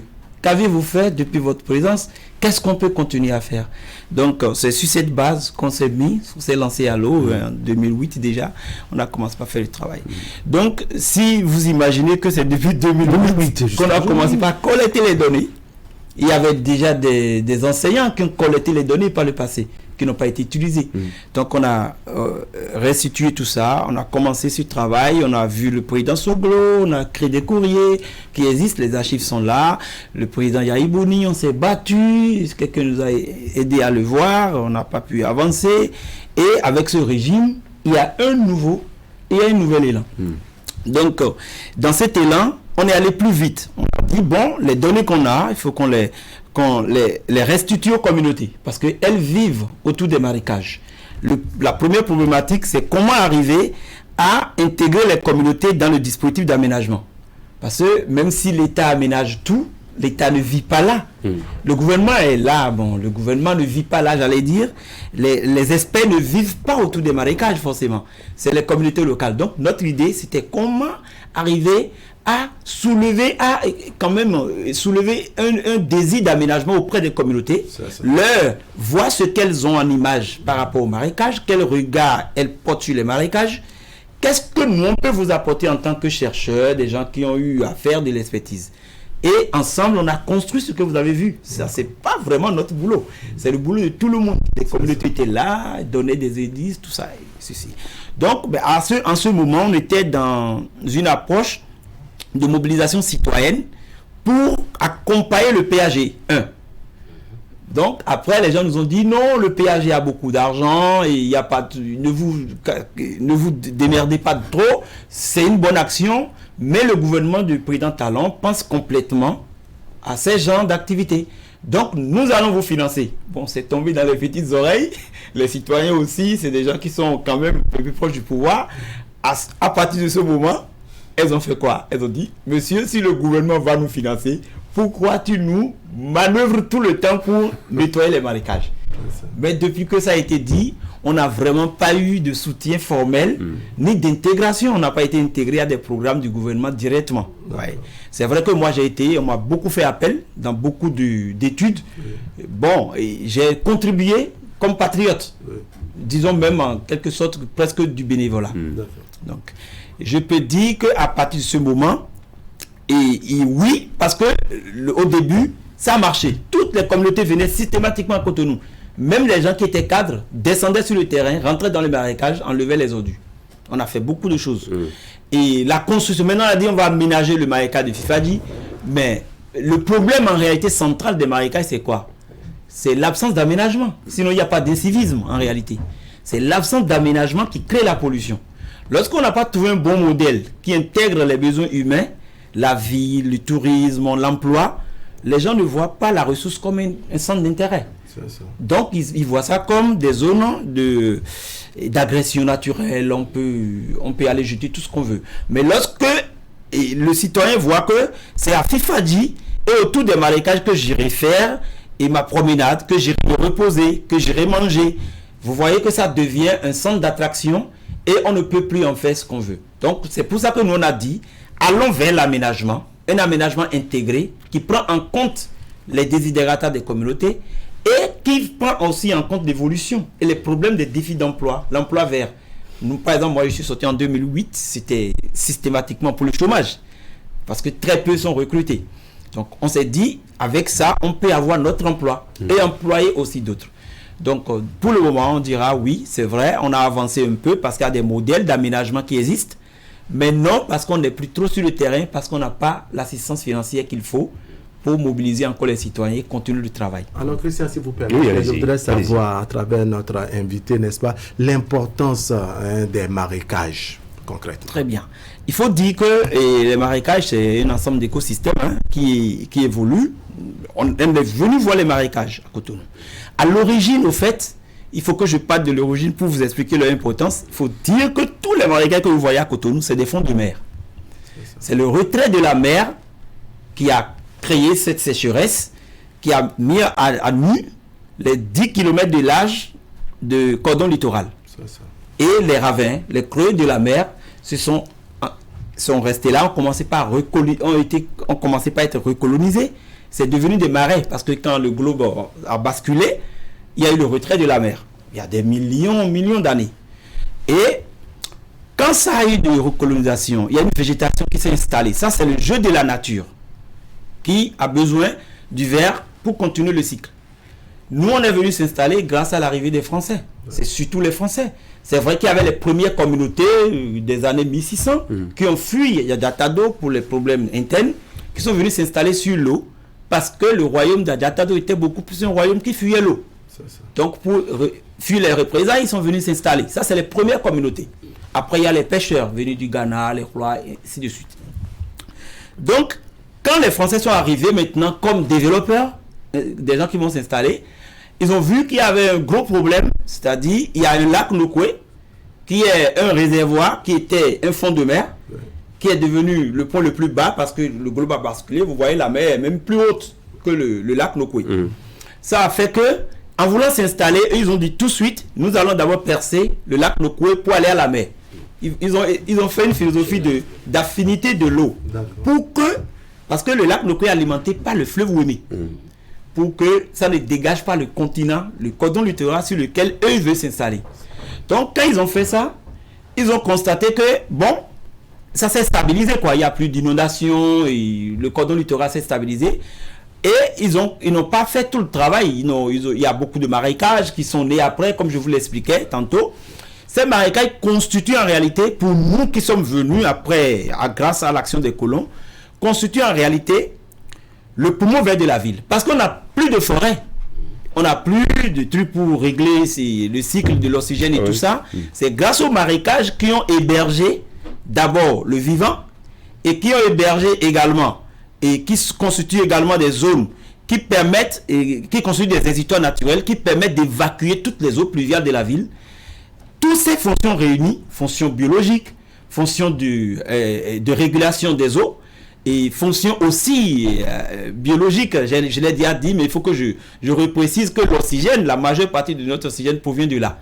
Et aussi, si on veut lutter contre l'inondation, à part le fait qu'il y a l'écoulement des eaux pluviales, ça temporise, parce que c'est là qu'on peut accueillir l'eau de la ville, en attendant que ça s'évacue vers le lac Nokwe. Donc, pour dire, en gros, après toutes ces démonstrations que j'ai eu à faire, les marécages sont d'une importance capitale. Il faut même les préserver comme étant des patrimoine de la ville. Le symbole de la ville même devait être du marécage.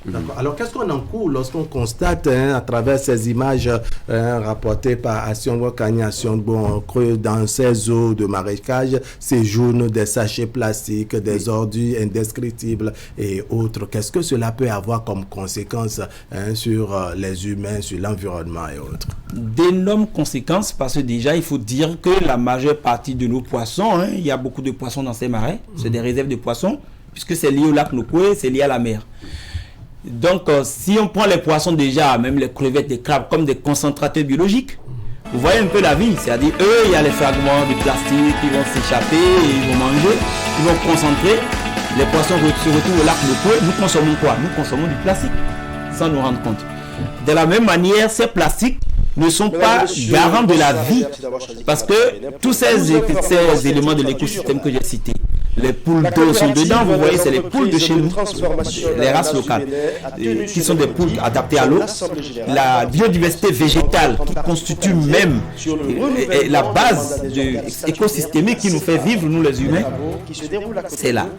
Et ces plastiques ne sont pas en harmonie avec la vie. Ça ne permet même pas à la biodiversité de prospérer. Donc c'est une conséquence. Mais le problème n'est pas... moi je suppose qu'une grande partie du problème est réglée. Il y a une société des déchets, ça n'existait pas. Donc normalement toutes les taches noires autour des marécages, si ce n'est pas encore fait, la société des déchets, elle le fera parce qu'elle fait un travail formidable.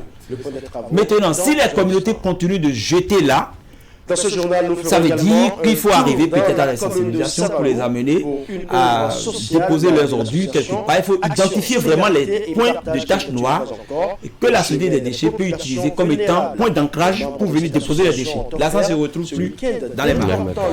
Mon second mais, c'est que ce n'est pas toujours un rejet. Vous savez, les marécages sont des coups d'eau. Toutes les eaux qui tombent au niveau du continent, les crêtes, là où nous sommes installés, installés dans les Cotonois, tout ce qui tombe là et qui est laissé en désordre, et que la pluie plombe, ça se retrouve dans les marécages. Donc ce drain fait que le parcours n'étant pas propre, ça va se stagner quelque part, créer des obstructions, passage de l'eau, et ainsi de suite.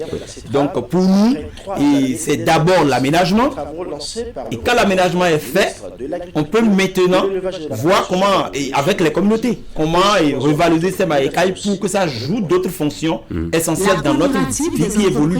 Fonction d'emploi, fonction de tourisme, fonction de transport. Justement, pourquoi nous avons vu cette vidéo 3D que vous avez réalisée, une profonde étude. Mais est-ce que si on arrivait à implanter cela, à concrétiser ce rêve, ce projet, est-ce que ça ne va pas agir négativement sur les marécages, la verdure qu'il y a autour et bien d'autres qui disparaîtront? Exactement. C'est pour ça, on l'a proposé communautairement, c'est tous les citoyens de Cotonou, parce que les modèles d'aménagement qui existent actuellement, je vais dire tous les régimes pratiquement, ils avaient pris l'option de bétonner les marécages. Ils ont restreint les marécages à la fonction unique du transport d'eau. Oh, c'est pas ça. C'est beaucoup de fonctions, comme je vous l'ai cité, conservation, biodiversité, patrimoine de la ville. Donc, c'est en réponse à cela que nous on a dit il faut maintenir des îles écologiques. Parce que lorsque l'habitat existe, tout de suite, de façon naturelle, et comment on appelle la biodiversité, s'installe. Elle n'a pas besoin de grandes places. Nous sommes aujourd'hui des modernes. On veut circuler sur les marécages qui étaient des coups d'eau. On peut maintenir des petites îles qui vont, des petites îles de 10 mètres de diamètre. Vous voyez, c'est pas grand. Parfois, le marécage fait 300 mètres d'envergure. 10 mètres sur 300 mètres, vous voyez, c'est peu de choses. Mais ça suffit déjà à la biodiversité. Donc, le modèle qu'on a proposé, déjà, on est venu à un endroit où ils ont mis des matelas rénaux. Ils ont déjà réduit les marécages, au fait. Le marécage était plus grand que ça. Ils ont réduit une largeur avec des matelas rénaux en bas. Et je crois que c'est un truc qui a fait près de 2 à 3 mètres de profondeur. Oui. Et pour ça, nous, on a dit, maintenons la biodiversité et faisons de ce joyau un parcours fluvial. En plus de ce parcours, on met des quais de repos pour les citoyens, accessibles à tout le monde, c'est pas payant, avec des dispositifs d'élevage de poissons. Flottants, pas d'étang, mais parce que les eaux coulent. Donc, dans ce genre de modèle d'aménagement qui intègre la pisciculture, le tourisme, des promenades, des toilettes gratuites, vous voyez que la vie, elle sera préservée. Oui. Personne ne viendra jeter quelque chose. Donc, ça va un peu contre la politique des autres régimes. Je pense que ce régime n'est pas dans l'option de bétonner les marécages. Je crois très bien. Parce que depuis, ça réfléchit, ça va permettre de soustraire les marécages de cette idée restrictive de bétonnage qui est en réalité même le problème qui amène les communautés à s'installer. Parce que lorsque vous réduisez les marécages, vous les bétonnez, on constate qu'on a qu'il y a de terre plein. Il y a de terre plein. On s'installe, on vient commencer par vendre. On commence par vendre du gravier. Le gravier renforce. Ça devient de la TFM. Et quand vous voyez même les ponts, les ouvrages de franchissement qui sont faits, quand le marécage est sur 300 mètres, les gens font des ponts de 50 mètres.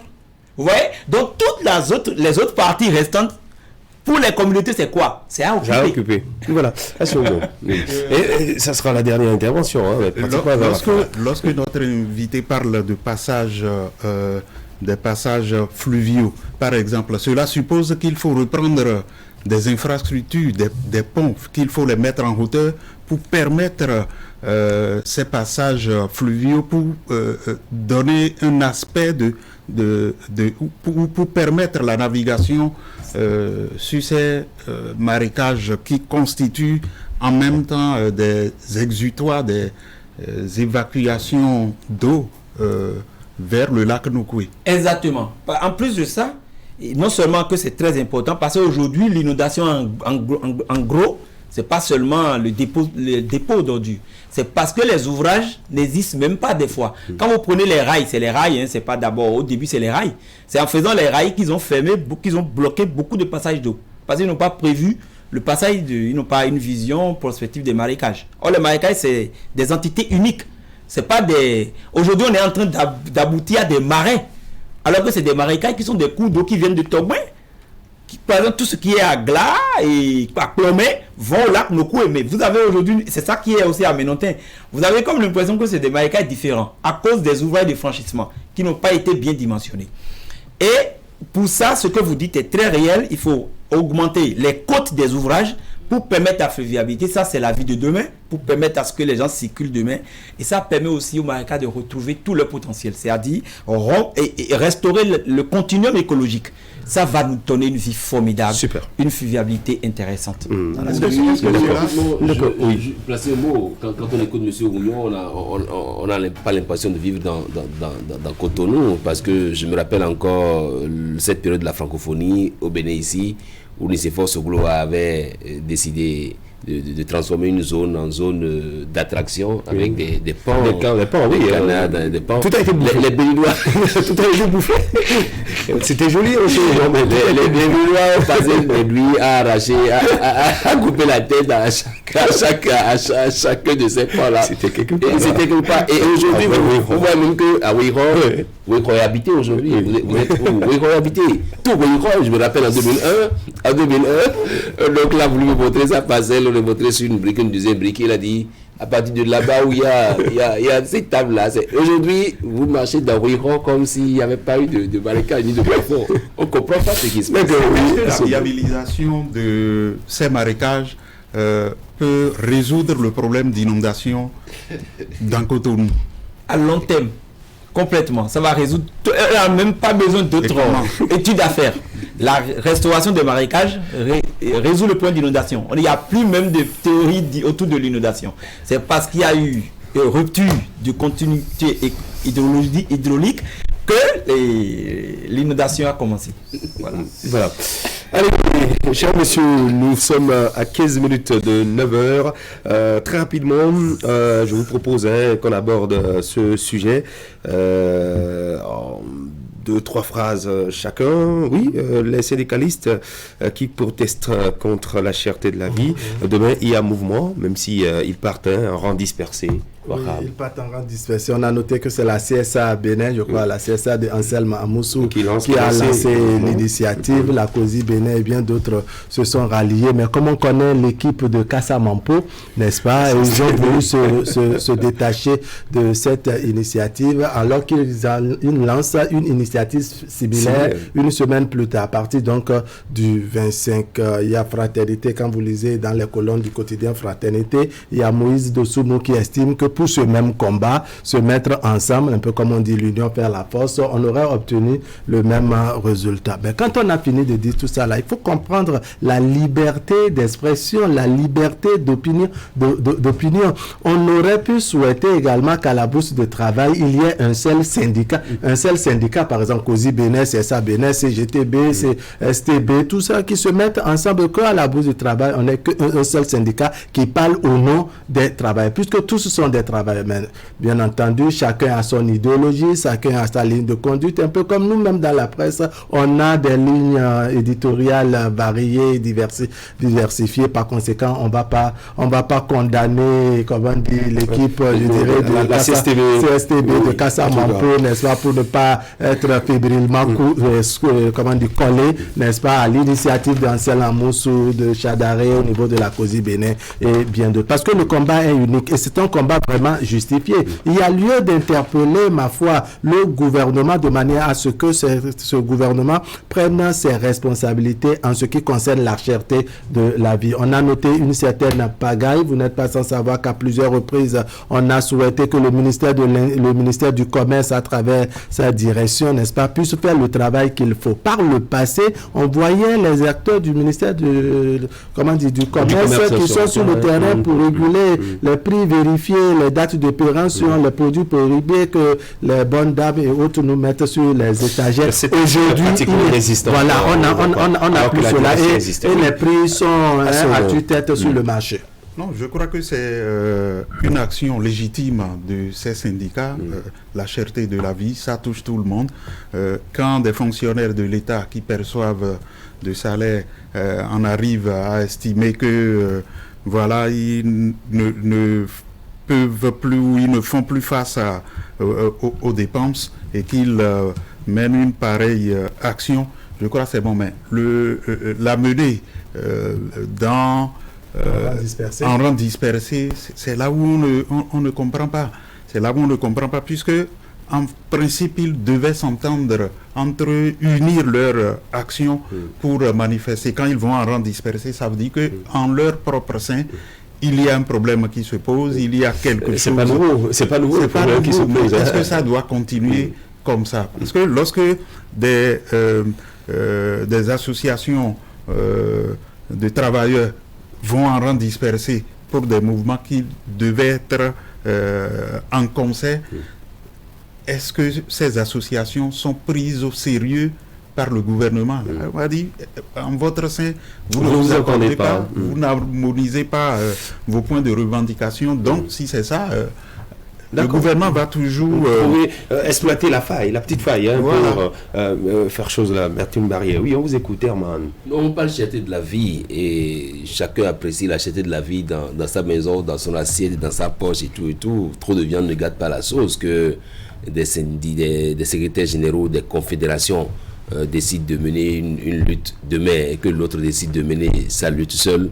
Je pense que ça concourt à ce que le gouvernement puisse mieux entendre, parce que quand quelques cloches ici et l'autre cloche là-bas, c'est pas si mauvais que cela. Je pense que on a toujours vu la CSTV évoluer en solo et tout. Donc pour moi, il y a pas de souci. Il n'y a pas de souci. Pourvu qu'on ne marche pas, ou pas. C'est pas une marche, c'est juste un sit-in, ou bien voilà. Pourvu qu'on ne fasse pas le sit-in juste pour le plaisir de faire le sit-in, que ça puisse donner quelque chose, parce que justement, quand vous êtes secrétaire général, que vous avez fait un sit-in, vous devez faire des propositions en même temps pour dire attention sur telle chose. On vous dit qu'il n'y a pas eu d'augmentation de taxes, il n'y a augmentation de rien. Aujourd'hui, c'est vrai, on est en train de mener une asso contre le Payor, 550 francs au bord de la voie. À la station, 600 francs déjà. À la station, 545. Bon, voilà, on se pose des questions. On dit tomate là, c'est nous qui produisons tomate. Mais tomate à ton, point net. Voilà, on se pose des questions aussi là. Des piments, c'est même compliqué de trouver. Avant, au moins, quand il n'y a pas la tomate, quand on éclate un peu de piment avec du flake, du savon, du poisson feuilleté là, et, avec un peu de la cassa à côté. Au bout de la cassa, la bout de la cassa, c'est à 50 francs. Non, ça ne dépasse pas mon coup de c'est le feu. C'est le feu que vous avez. Je comprends que c'est une occasion pour utiliser leur autorisation de manifestation. Allez, dans la logique, femme a vu serpent, homme a tué, homme a vu serpent, femme a tué.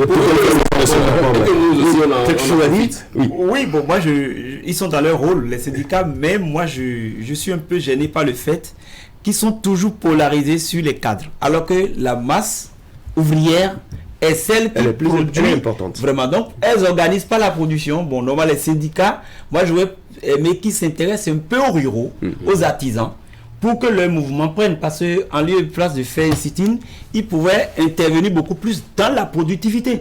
Aider les communautés locales, c'est peut-être pas leur rôle, mais moi, c'est comme ça que je conçois le rôle syndical, pour que déjà, même avant d'aller faire le sit-in, que la production, on peut même aller à une surproduction. Pour manifester son mécontentement. Oui. Un peu comme on le fait de l'autre côté en Asie. Oui, c'est d'autant plus intéressant que les secrétaires généraux pouvaient faire une descente chez les, comme il a dit, chez les producteurs de tomates pour dire mais qu'est-ce qui se passe chez vous ici? Qu'est-ce qui se passe chez le secteur de pas la casa? Plutôt que d'aller laisser à vous le travail de nous dire. On attend de voir ce qu'ils diront demain. Contre la cherté de la vie. On attend de voir ce qu'ils diront demain. Allez, très rapidement, on va voir avec Christelle une petite pause rapide et on revient en plateau. Et je vais vous accorder la parole quelques secondes pour réagir.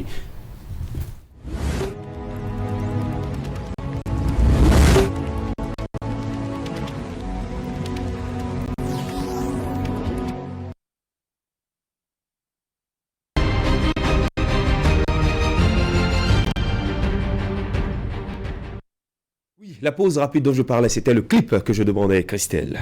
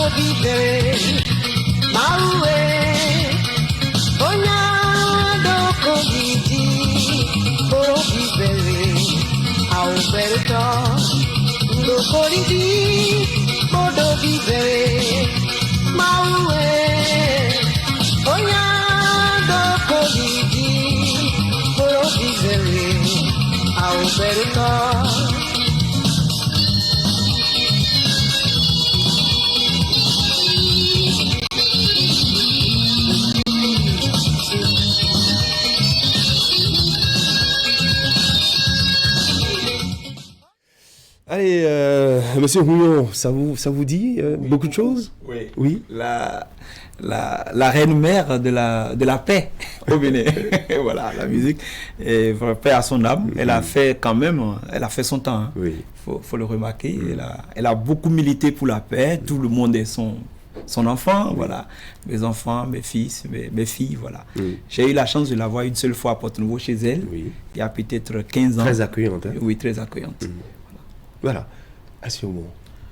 Moi, ça me rappelle cette année-là, 1989, où elle cherchait un groupe musical pour l'accompagner. Elle avait été sollicitée. On va rappeler que vous êtes guitariste. Hein, elle avait été sollicitée la veille d'une évangélisation sur 2 semaines à la Maison du Peuple de Cotonou, l'actuelle Olympia. Et quelqu'un lui a dit, mais il y a un jeune groupe dans Cotonou qui peut faire l'affaire. Elle dit, mais on ne sait pas entraîner. Elle nous a sollicité, on y était allé pendant 2 semaines. 6 jours par semaine, on a fait le travail avec elle. Elle ne s'en revenait pas. Au début, elle nous disait, Vichele, Mina Subura, mes enfants, est-ce qu'on pouvait réussir? On est monté sur le podium avec Valère Atiassou, Eloge Gandaho à la basse, Valère Atiassou à la guitare solo, moi à la ces années de succès. On a fait 2 semaines d'évangélisation avec elle. À la fin, elle nous a dit, vous êtes terrible. Le groupe s'appelait les exterminateurs de Cotonou. Ça me touche. Oui. Vous ne pouvez pas comprendre quand hier j'ai appris la nouvelle. Oui. Elle nous appelait mes enfants. Oui. Quand elle venait à Canal, elle me voyait, elle disait mes enfants ou mon enfant. Ça me touche jusqu'au fond de moi-même. Et je me dis, cette dame-là, elle fut un artisan de la paix vraiment, parce que en 90, tout ce qu'elle a chanté comme tout ce qu'elle a sorti comme chanson dans le cadre de la paix, c'était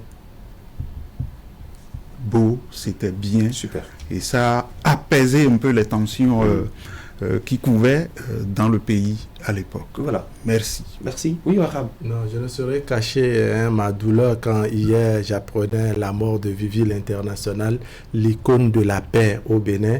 Moi, c'est depuis le Nord, j'appréciais, n'est-ce pas, les chansons de Vivi l'International qui chantaient un peu en français, en tout cas des portions en français, alors que je ne comprenais pratiquement rien en fond. Tout à l'heure, vous avez vu quand vous avez sollicité la réalisation pour jouer, j'ai accompagné, parce que je les aimais, je prononçais, même si je ne savais pas exactement ce qu'elle disait dans les parties faux. Et quand il y a une élection, on s'attendait toujours à entendre ces merci, c'est-à-dire ces morceaux cadrés à tout moment où il peut y avoir de soulèvement ou bien il y a des moments un peu critiques, ces messages viennent apaiser. Quand vous suivez les chansons de Vivi International, pour ceux qui peut-être n'ont pas su ce qui s'est passé en 89 pour venir en 90 pour la conférence nationale, et coïncidence pour coïncidence, elle meurt dans un mois où la conférence nationale a été organisée au Bénin. On est touché par le contenu par le contenu du message, la paix qu'elle souhaite pour le Bénin. On va donc souhaiter un repos éternel à cette maman qui est partie. Condoléances à toute sa famille. Herman Maniambosso va finir avec vous. Le silence. D'accord. Nous l'avons reçu sur Actu Matin un vendredi avec l'ensemble, avec ses filles. Demain, on se propose de revenir demain vendredi sur Actu Matin, sur son passage, son dernier passage sur ce plateau pour lui rendre un hommage. Merci à vous, cher monsieur. Merci beaucoup, monsieur Alfred Rouillon. Merci Herman Anyambossou. Asiomo Kanya, Asiomo Wahabali Para. Très bonne journée à chacun et à tous. On va retrouver Narcisse Alossé dans la revue de presse.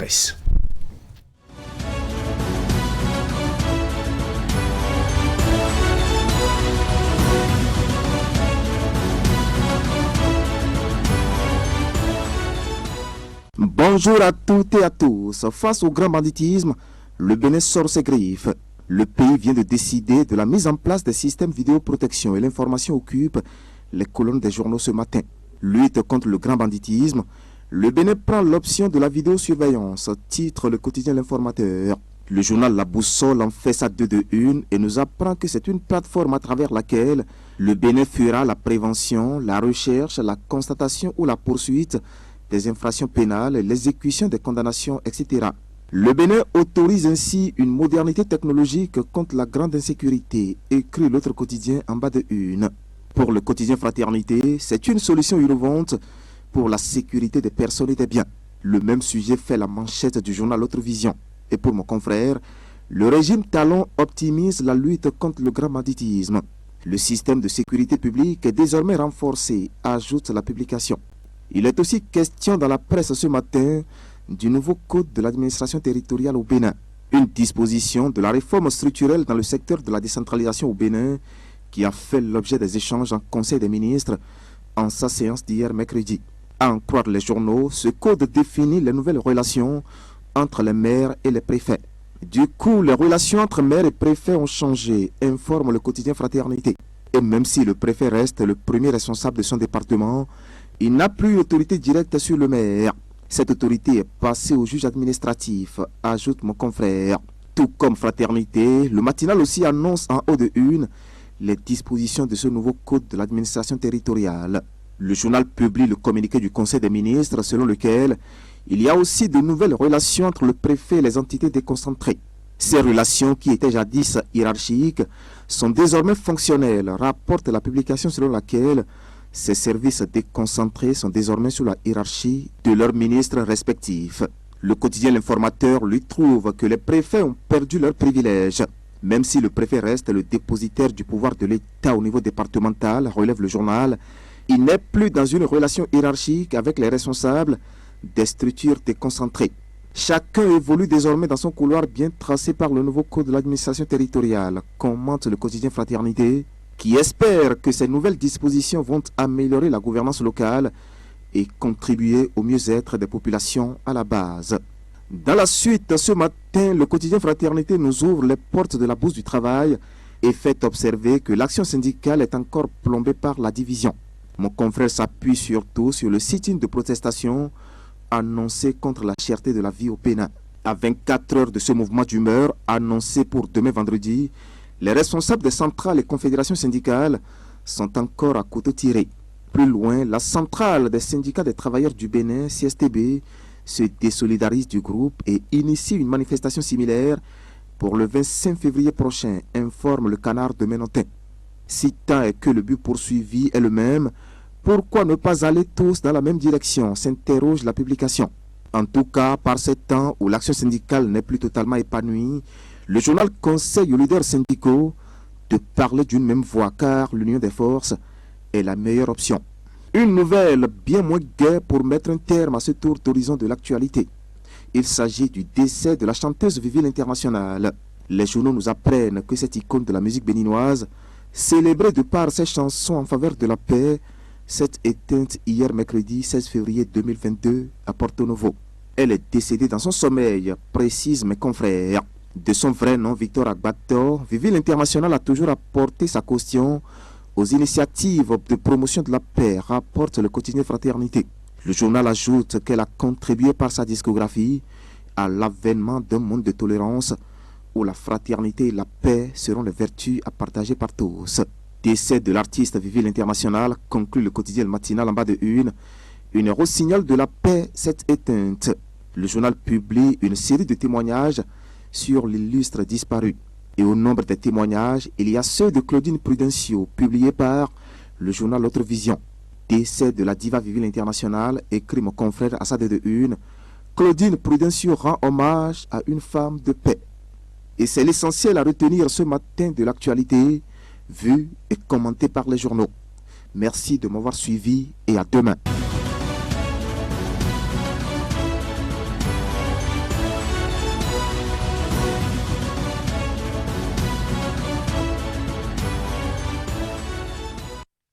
Allez, ce sera tout pour Actu Matin ce mercredi 17 février 2022. Merci à chacun et à tous de votre attention. Excellente journée du jeudi. Portez-vous bien, gardez le sourire. Au revoir.